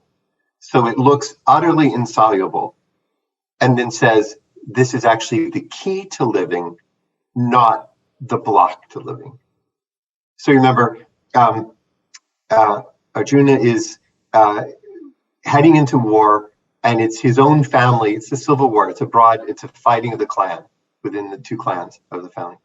And he says to his charioteer, the driver, this is crazy. I shouldn't be doing this. And they have this back and forth conversation. And then at the climax of the Bhagavad Gita, Krishna opens Arjuna's eyes until he can recognize the nature of reality. And he sees that all is interconnected, that the soldiers he'll be killing are not other to himself. They're not inconsequential. They're actually part of the very same reality that he is. And the whole thing, the circles of birth and rebirth and all the suffering and all the illusion he sees in this incredible, transformative mystical experience. And then the task is, therefore, carry out your duty. Do that thing that you were made to do, knowing that it's part of this absolutely interconnected whole. Well, that is the greatest impasse. That's the greatest contradiction you could ever affirm. Because you can only do your duty, you'd think, is if you don't realize that this soldier is actually connected to me. If you just depersonalize a soldier, kill him or killed 100 soldiers in the battle, and just think of them as mere objects, and think of your duty as the ultimate, and think of your caste and your nation and so forth as the ultimate, then you can be the warrior. Think of money as ultimate, and then you can be the entrepreneur. And the Hindu says, no. Actually recognizing that we're all interconnected allows you to go back and carry out your duties and your functions more effectively, because you realize it's not ultimate, because it's your way of expressing a fundamental interconnection. So do you see what I mean? I did the same thing with science and religion that the Gita does with duty and the holism, that all is interconnected. Yeah, you could imagine. Go ahead. To live the absolute paradox, to grasp that all are one, and therefore I should do the little things that I can do as businessman, entrepreneur, teacher, scientist, or soldier, is actually the most freeing way to be most effectively you. Yeah, you could imagine Darwin having this internal dialogue, and that's it's a symbolic internal dialogue of the head and the heart of Krishna and Arjuna, and it's and it is this. You could imagine Darwin having that same conversation of, this is going to destroy this system around me if I pursue this, and yet this quote unquote spiritual system, and yet that is the most spiritual thing he could do, is to just keep moving forward. And it also just it highlights there's the Zen quote of, before enlightenment, chop wood and carry water. After enlightenment, chop wood and carry water. It's kind of the Gita in a sentence. James, I was going in exactly the same direction. I was thinking of Zen quote that in a sense nothing has changed. There are many similar ones, but chop wood and carry water being a good one. And the word is non-attachment. The gift of that mystical moment in Bhagavad Gita is that though you carry out your function, you're not attached to it, like white knuckle attached in the way you were before. And because you're not attached, you actually carry it out better. That's Zen Buddhism. I'm going backwards the way in your description of the derivation of religions. It's Zen Buddhism, it's classical Buddhism, and it is Vedanta. Mm-hmm. That this idea of non-attachment is the source of power and effectiveness. Why? Because the ultimate paradox is, when you don't seek power, wealth, or influence, you're free for those to arise, if that's your nature. That's it in a sentence, I think. A tiny bit of insight into just the below the line version in my life. I think growing up Catholic, my family is Catholic. My wife's family is Episcopalian, and both families in Texas pretty hardcore.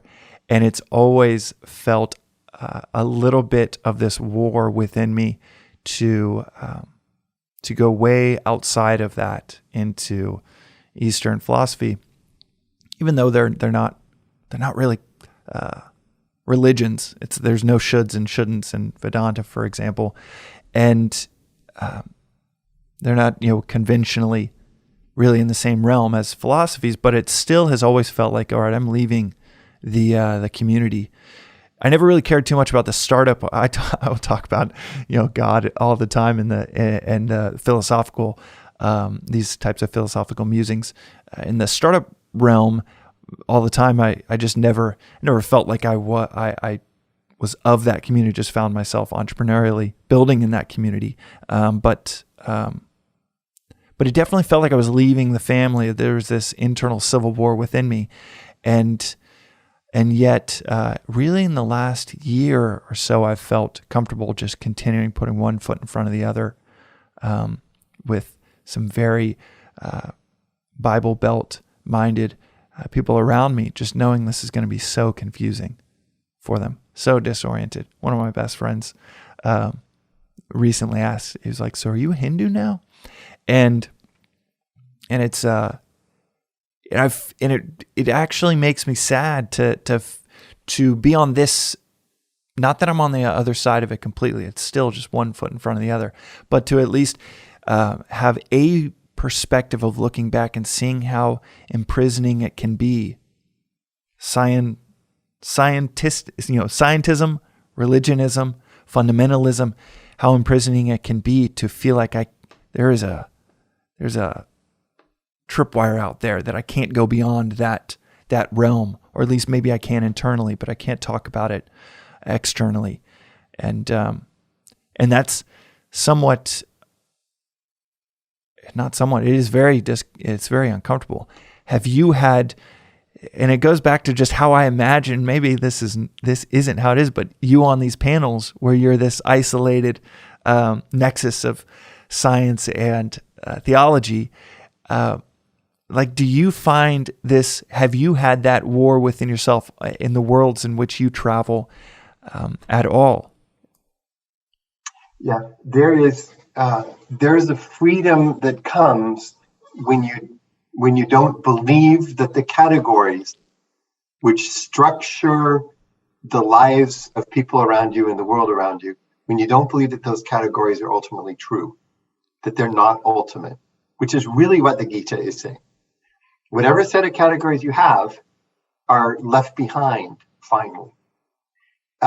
We talked last time about this beautiful Sanskrit word Maya, which means illusion. But it also, it's a way of saying game. And the person who sees and understands the categories, say, of science and religion, or tactics and intuition, who can step into any one of those games, but is not controlled by it or owned by it, has a freedom that she or he knows that is incomprehensible to those who define themselves so rigidly by one set of categories, political, religious, reputational, or whatever. The space is one where, in some sense, it doesn't matter because it's not ultimate. I remember, obviously, as a young scholar, I was so nervous about getting up on big stages, and the fear of failure, imposter syndrome. I mean, did you have fear of scientists being like, who is this guy talking about theology? Did that cross your mind? Yeah. So I'll remember, I completely had each of those fears. I knew it most in Germany, where I studied. And because I thought that the German culture in academics was perfect and it was way above what any American could do. So I became fluent in German and did these things, but always felt inadequate, imposter syndrome. I remember my first public paper at the University of Munich, where I read the paper, I'd written painstakingly in German, and then this large room full of people started asking huge technical questions about Kant or something in German. And I had to formulate, which is a much more difficult language than English. Yeah. I had to formulate answers. And I contrast that with later moments when there's such a freedom. Whether it's, we did an event on science and religion at the Emperor's University in Tokyo, Gakushin University. We did sessions at UNESCO World Headquarters with audiences of 1,400 people. BBC interview with 60 million people listening. These things that are so momentous. And I think I talked last time about the conclusion to the science and spiritual quest process, where I had to walk up to the front of the stage, no notes, summarize a 7-year process in 5 minutes, without a speech in my head, right. And 7,000 people filling this tennis stadium. For listeners that haven't caught that, go check out part 1, because you touch on that. when you're in that place after the vision of the Gita, there is a sense that this is not ultimate. This is just not ultimate. And to know, really to know that the thing that you work for, I mean, I work, like a lot of us, incredibly hard, is not an ultimate, gives you, it just goes from white knuckle to this. To a game. This is fun, right? It comes out of your shoulders. It comes off your back. The brain that gets all tied up in knots out of anxiety, it just passes. And then the creative ideas can flow into a conversation. Or, I'm fundraising for the Institute for Ecological Civilization. We need $1 million budget for next year. I'm on phone calls multiple times a week with people who have the capacity to help. And instead of feeling, oh my God, what if I fail? Just to feel like, hey, this is something that's exciting. I share it with you. I hope you'll want to support, without the fear of failure. And if you can get past the fear of failure, recognizing that none of this is ultimate, you have a freedom in living that you could not find otherwise. In my own path, I've learned that great Vedanta author A. Parthasarathi, just this one phrase always sticks with me of the route to non-attachment is to attach to something higher. And so it's just hijack your own brain's desire to attach to something, but just make it a little bit higher each time. And one of the ways that when I have been the most under duress, it's when I was attached to ego and what business or a venture or an effort would do for me and my ego. And when I started to orient my ego around learning, then it became I'd win in it was a win-win. Either it'd work out, and this is the scientific non-attached scientist in the lab that's like, we're going to learn either way, however this experiment works out, and you're not attached to, manipulating results in some form or fashion for the ego. But when I built my ego around learning, or my attachment around learning, then it was, okay, I'm going to go into this investor pitch, and they might say no, but it's with Mark Andreessen or it's with Peter Thiel. I'm going to get free consulting from Peter Thiel in an hour-long conversation. I'm going to get a free connection and interaction and conversation with Mark Andreessen for an hour. This is a total friggin' win-win from every perspective, from just a kid from Texas getting these meetings. That freed me out. It really was this incredible shift in body language, intensity, tension, to this hacking my brain to want to attach to something, but attaching to something a little bit higher, a little bit higher than just the ego, and personal identity. Go ahead. I think it takes practice, because we are made physiologically to attach. And the moment we lose track of the vision, then we begin naturally attaching. So ego is like a virus that just will grow and multiply. And it takes a lifestyle that repeats that process of letting go as habit. A lot of us do a sitting meditation form, and there are many forms of practice in the Bay Area. A lot of us we sort of use multiple traditions, but if one finds one that really works, it becomes a part of a practice. So there's the sitting meditation. For me, it's like a lot of people exercise as a way of letting go. So I do long distance cycling, 100 miles sometime during COVID, just really clears the miles. That clears the mind. There are like-minded friends who share that non-attachment. If you are surrounded only by people who believe that profit is the bottom line, you're going to begin to have that, and then become brittle because you need to succeed in that particular one. But friends who share that sense that life's an adventure, and that there's something far deeper than our own project that makes life go. those people seem to me to be the most free. Amen. Yeah, there's so much value in being one of the previous guests on the podcast, Joseph Emmett.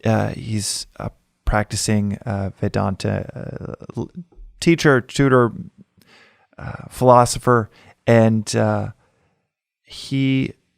when I'm with him, it is a totally shift. And it's not just a shift in the topics or it's a shift in consciousness when it's just like, wow, whether I'm there or not, which I'm not, this person believes that none of this is real. Mm-hmm. That is so freeing. And then I imagine the uptight, anxious, type A friend, close friend or close family member, that everything matters. Well, have you thought about this? Have you thought about, wait, what's going to happen with this? Are you sure you should be? And it's just like, it's a minefield of, it's just landmines of tension in every direction versus this guy, Joseph, listeners can listen to that. I've got 2 episodes with him where it's like, I'm really glad you added that, James, because I didn't mention the role of teacher. And that makes me think of another Bay Area teacher, Buddhist teacher named Jack Kornfield, right. who I recommend you having on the show. Yeah, because I would love to have him on. Is working with business values in Buddhism. We included him in this book that just came out, The New Possible. Awesome. That's the cover of it. That's awesome. We'll mention that. We'll put it in the show notes, the link. People can buy it now, right? That's just out, just appeared. And Jack has an incredible chapter addressing COVID and the anxiety that people have. And you read these couple of pages and you realize here's an individual without a shred of anxiety about what's happening around us. And every time I reread that chapter, I sort of relax. The Associated Press interviewer, person in Silicon Valley, featured the book recently, and he said his favorite chapter was Jack Kornfield because there was just such a calmness about what's happening in the world around us. You read the words or you sit in the room with a teacher like that, and you can just feel your backbone relaxing, your shoulders becoming normal, and you begin to say, hey, a little bit of that spirit that's in him or her is moving into me as well. And I feel like there is this desire in every single one of us that wants that. There is this resonance, maybe. It's not even desire. It's just you hit on that note and it just is, everyone that you could interact with is craving a little bit of that. I see him chat with the most rational of my friends. I've hosted little Zoom conversations around Vedanta with him, hosting it in the most rational, atheistic friends are finding so much. In fact, Sam Harris, the very famous neuroscientist, atheist, says that Dzogchen and Advaita Vedanta get the closest to his version of essentially a spiritual mindfulness, and it's interesting that he calls those out, but there's so much resonance in that message or that person, like you said, just being in a person's presence like that is not tied up in those things. I remember 6 weeks into COVID, 8 weeks into COVID, Joseph said to me, he said, we chat every week, and he said, I mean, nothing changes. I live the ashram lifestyle, and every day for the last 25 years, and stay-at-home orders. It's kind of nice. Everybody will get to experience the ashram lifestyle a little bit. It'll be peaceful for many people. And then 4 or 5 weeks later, I see that's coming from a very wise teacher. And then 4 or 5 weeks later, I see someone on Facebook just post this funny meme of during COVID, and this was maybe 3 or 4 months in, during COVID, which one are you? Chunk, drunk, hunk, or monk? And everybody's one of these 4 things. And it was, nice. And that's from a friend that loves memes on Facebook, a very different mindset. And yet it really did, even that spoke to the friend of we're all one of those 4, or at least in this very uncertain chaotic time, unprecedented time in the last 100 years, which form will we embody? Chunk, the drunk, the hunk, or the monk? So cool. I love that meme. Yeah, it's very funny.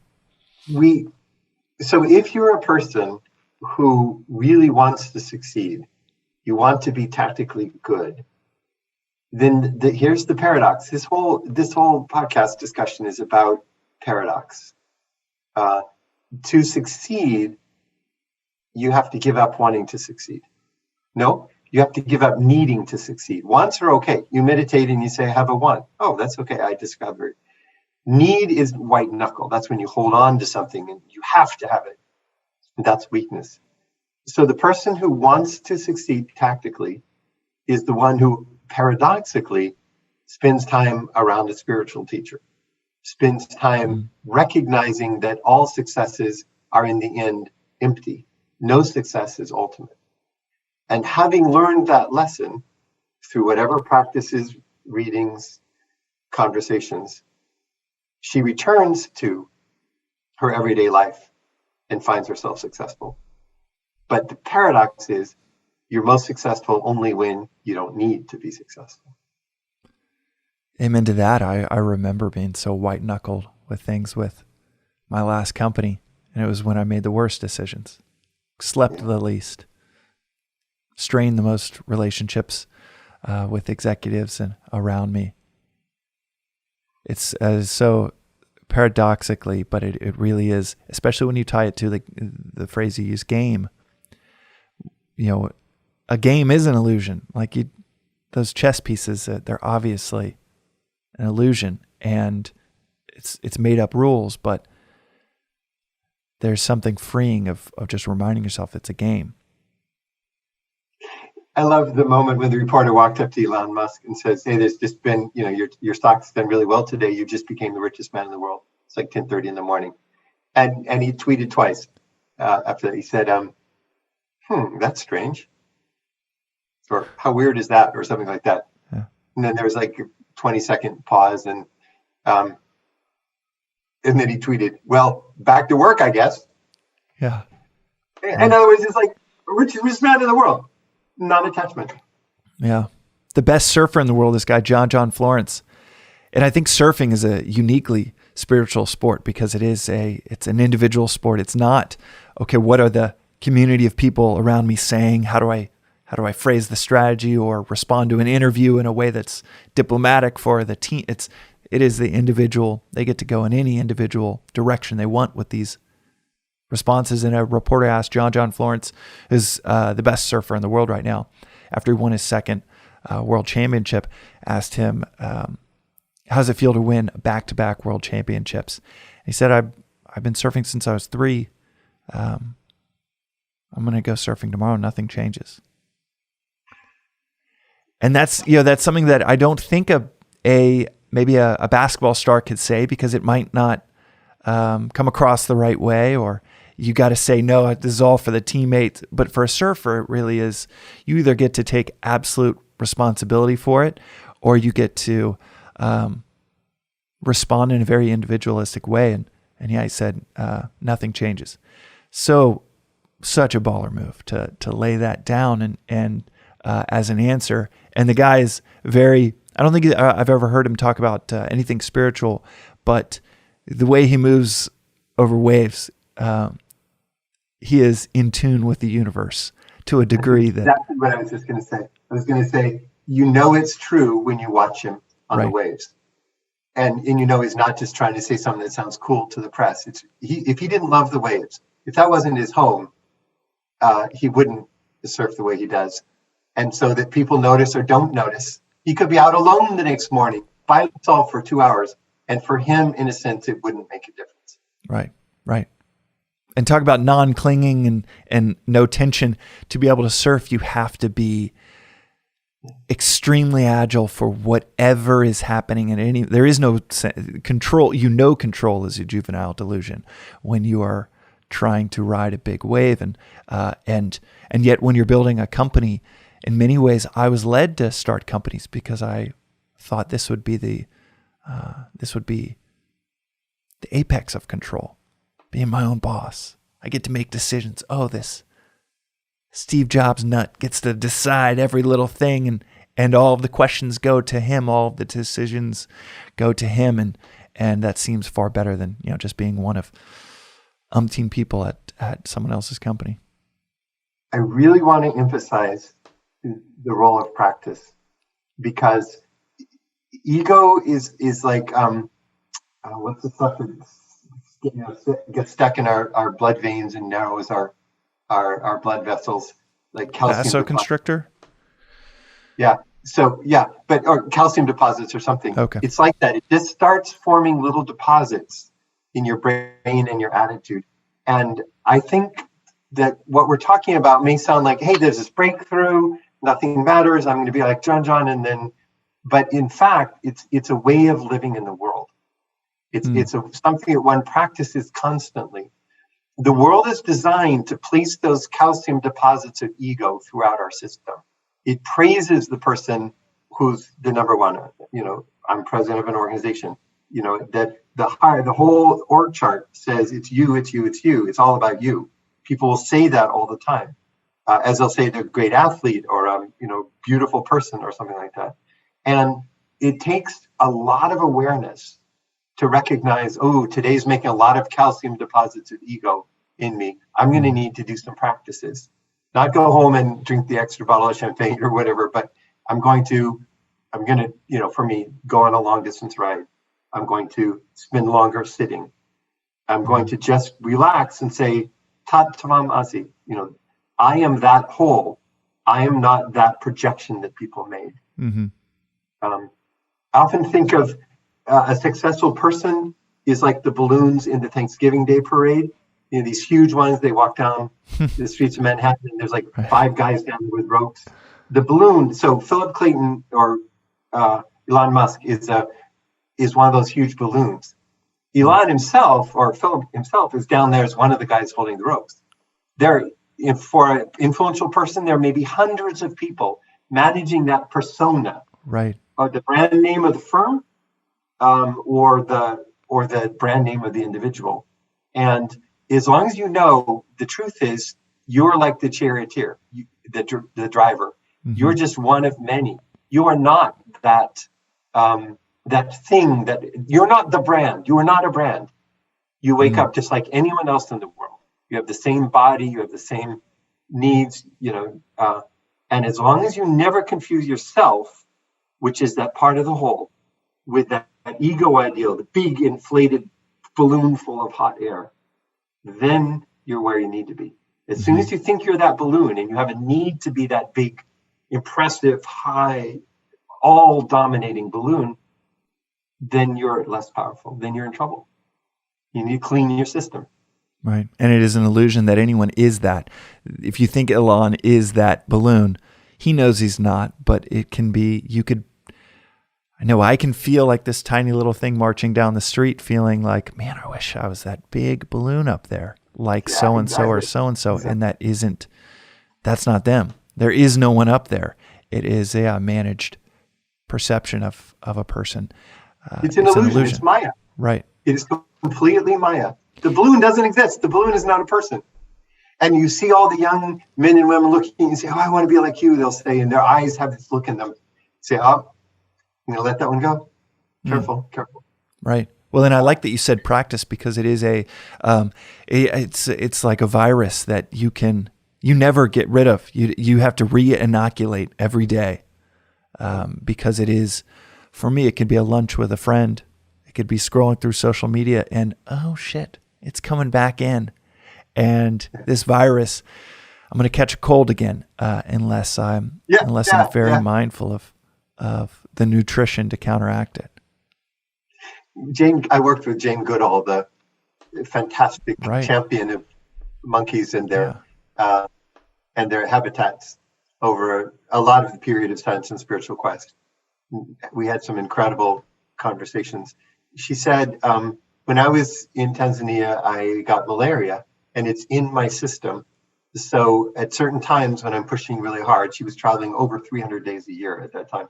At certain times, I need to just take some time off in the afternoon, cut meetings, and rest, because that malaria will always be a part of my system as long as I live. I can keep it, so it's normally not inhibiting me, but it's present.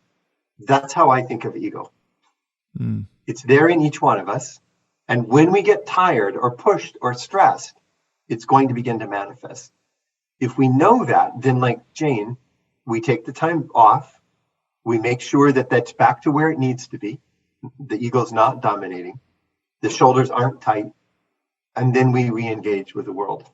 But vigilance is always required, because ego, like pride, like the desire to have power over others, is built into our very physiology and definitely into our culture. And metaphysics for me is a way of just reminding me you have malaria. Vedanta is a way of reminding me you have the tendency to take the non-real and think it's real. The ego is non-real.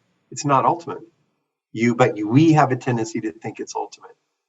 And with that reminder, then the practice to keep the malaria from controlling us so that we can be effective.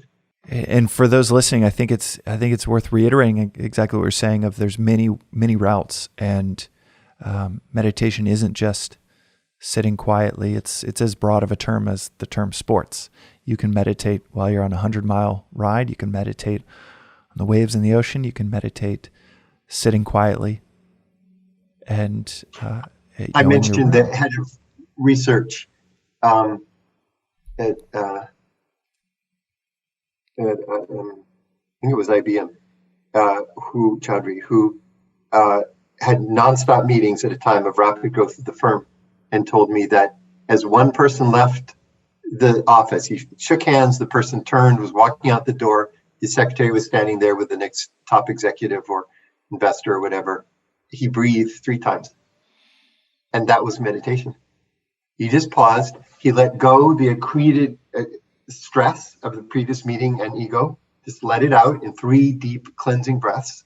And it was fully present, eye to eye, clear mind, no ego for the next meeting. That's meditation, James. It doesn't mean sitting, in some temple with incense or something. 3 breaths. What resources would you share with or come to mind with the founder that's listening to this right now that is struggling with sleep, struggling with their mental health, struggling with relationships, struggling with that attachment to and the identity that they've been? I'm asking this for myself. That struggles with, especially me 5-6 years ago, with wrapping up an identity with what they're building. It's the whole reason that they started it in a origin story that they'll never share, because they're only going to talk about the mission of the company. But deep down, they started it because they saw their company or their friend starting a company and doing well. They did it out of pure envy or something less noble than the mission. What comes to mind as resources for that founder that's getting 3 hours of sleep? 3 steps. The first one is make a commitment outside of work. Make a commitment that has nothing to do with work. So for me, it's been long distance cycling. So it could be a sport. Seek a teacher or choose a practice. But make that as a serious commitment. The thing is, successful people, type A people, are good at making commitments. So actually, that's why I put this step as first. Because, if you say succeed even more, we'll go, yeah, I can do even more. That's how I'm made. Enneagram 3 style persons. So make that commitment that has nothing to do with work. Some people will say, I'm reading a great novel in the evening. So there's a wide range, and the answer is not that there's one prescription, okay? And the second is find a community. And that would be for practices. And that often a community is brought together around the teacher. That's true in a dojo, where in martial arts you have a teacher. It's true in cycling. I have a teacher, and it's true in any kind of spiritual practice that there's usually a person who's a guide, whether you just listen to them on the internet or blogs or something, or whether you're meeting with them in person, like Jack Kornfield or Joseph or whoever it might be. But find a community. And then the third one is form a practice. And I won't even begin to say, there's almost no religious tradition or spiritual tradition that isn't helpful if one practices it with the right mind. That's a Buddhist term, right? Every step is a step towards enlightenment. Another Buddhist phrase, right? So rather than people will say, well, it's got to be this, but if you say, or only my practice is good, that's wrong-mindedness. So there's the stepping back from work, right? That's the commitment outside of work. Then there's community, because we often can't do it on our own.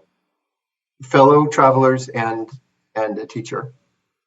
And then there's the individual practice. And I put that third because it's the hardest of the three. When you have the three, then we will begin to watch your experience as a leader, as an entrepreneur, change. It's just true. It's a spiritual truth as much as Bhagavad Gita, or what you just called the capital M mythology of New Testament. It just is true that if those three things are in place, and then you look again at that world that is so all-encompassing, 60 hours a week of your life, you find that you live it in a different way. And paradoxically, I think, that is so great. I think it's paradoxically, by doing something outside of work, it's like depth perception. If you only have one eye, you can't get a sense for the depth of your vision. If you're only in your business all day, every day, that is all consuming, then getting that perspective outside cycling or a sport, or that, and it's also, you're totally right, these commitments for these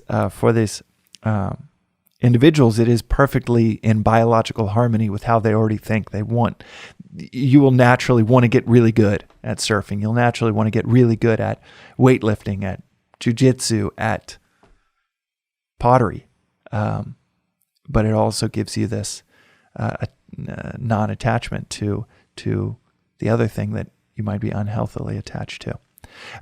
Great book comes to mind of Zen and the Art of Archery, and that Learning Zen is, which is the book from, I think, 1920s. One of the first introductory texts of Eastern philosophy to the Western world talks about learning the spiritual life requires a task, requires archery, flower arrangement, pottery. It doesn't matter, but it requires a task. I think it's, well, with our last remaining minute, I'll say it's comes full circle to, I think that founding companies, creating anything, gardening, ends up becoming so spiritual because it's such a war within yourself. Whether it's overwatering the plant or building a company and overwatering the plant metaphorically.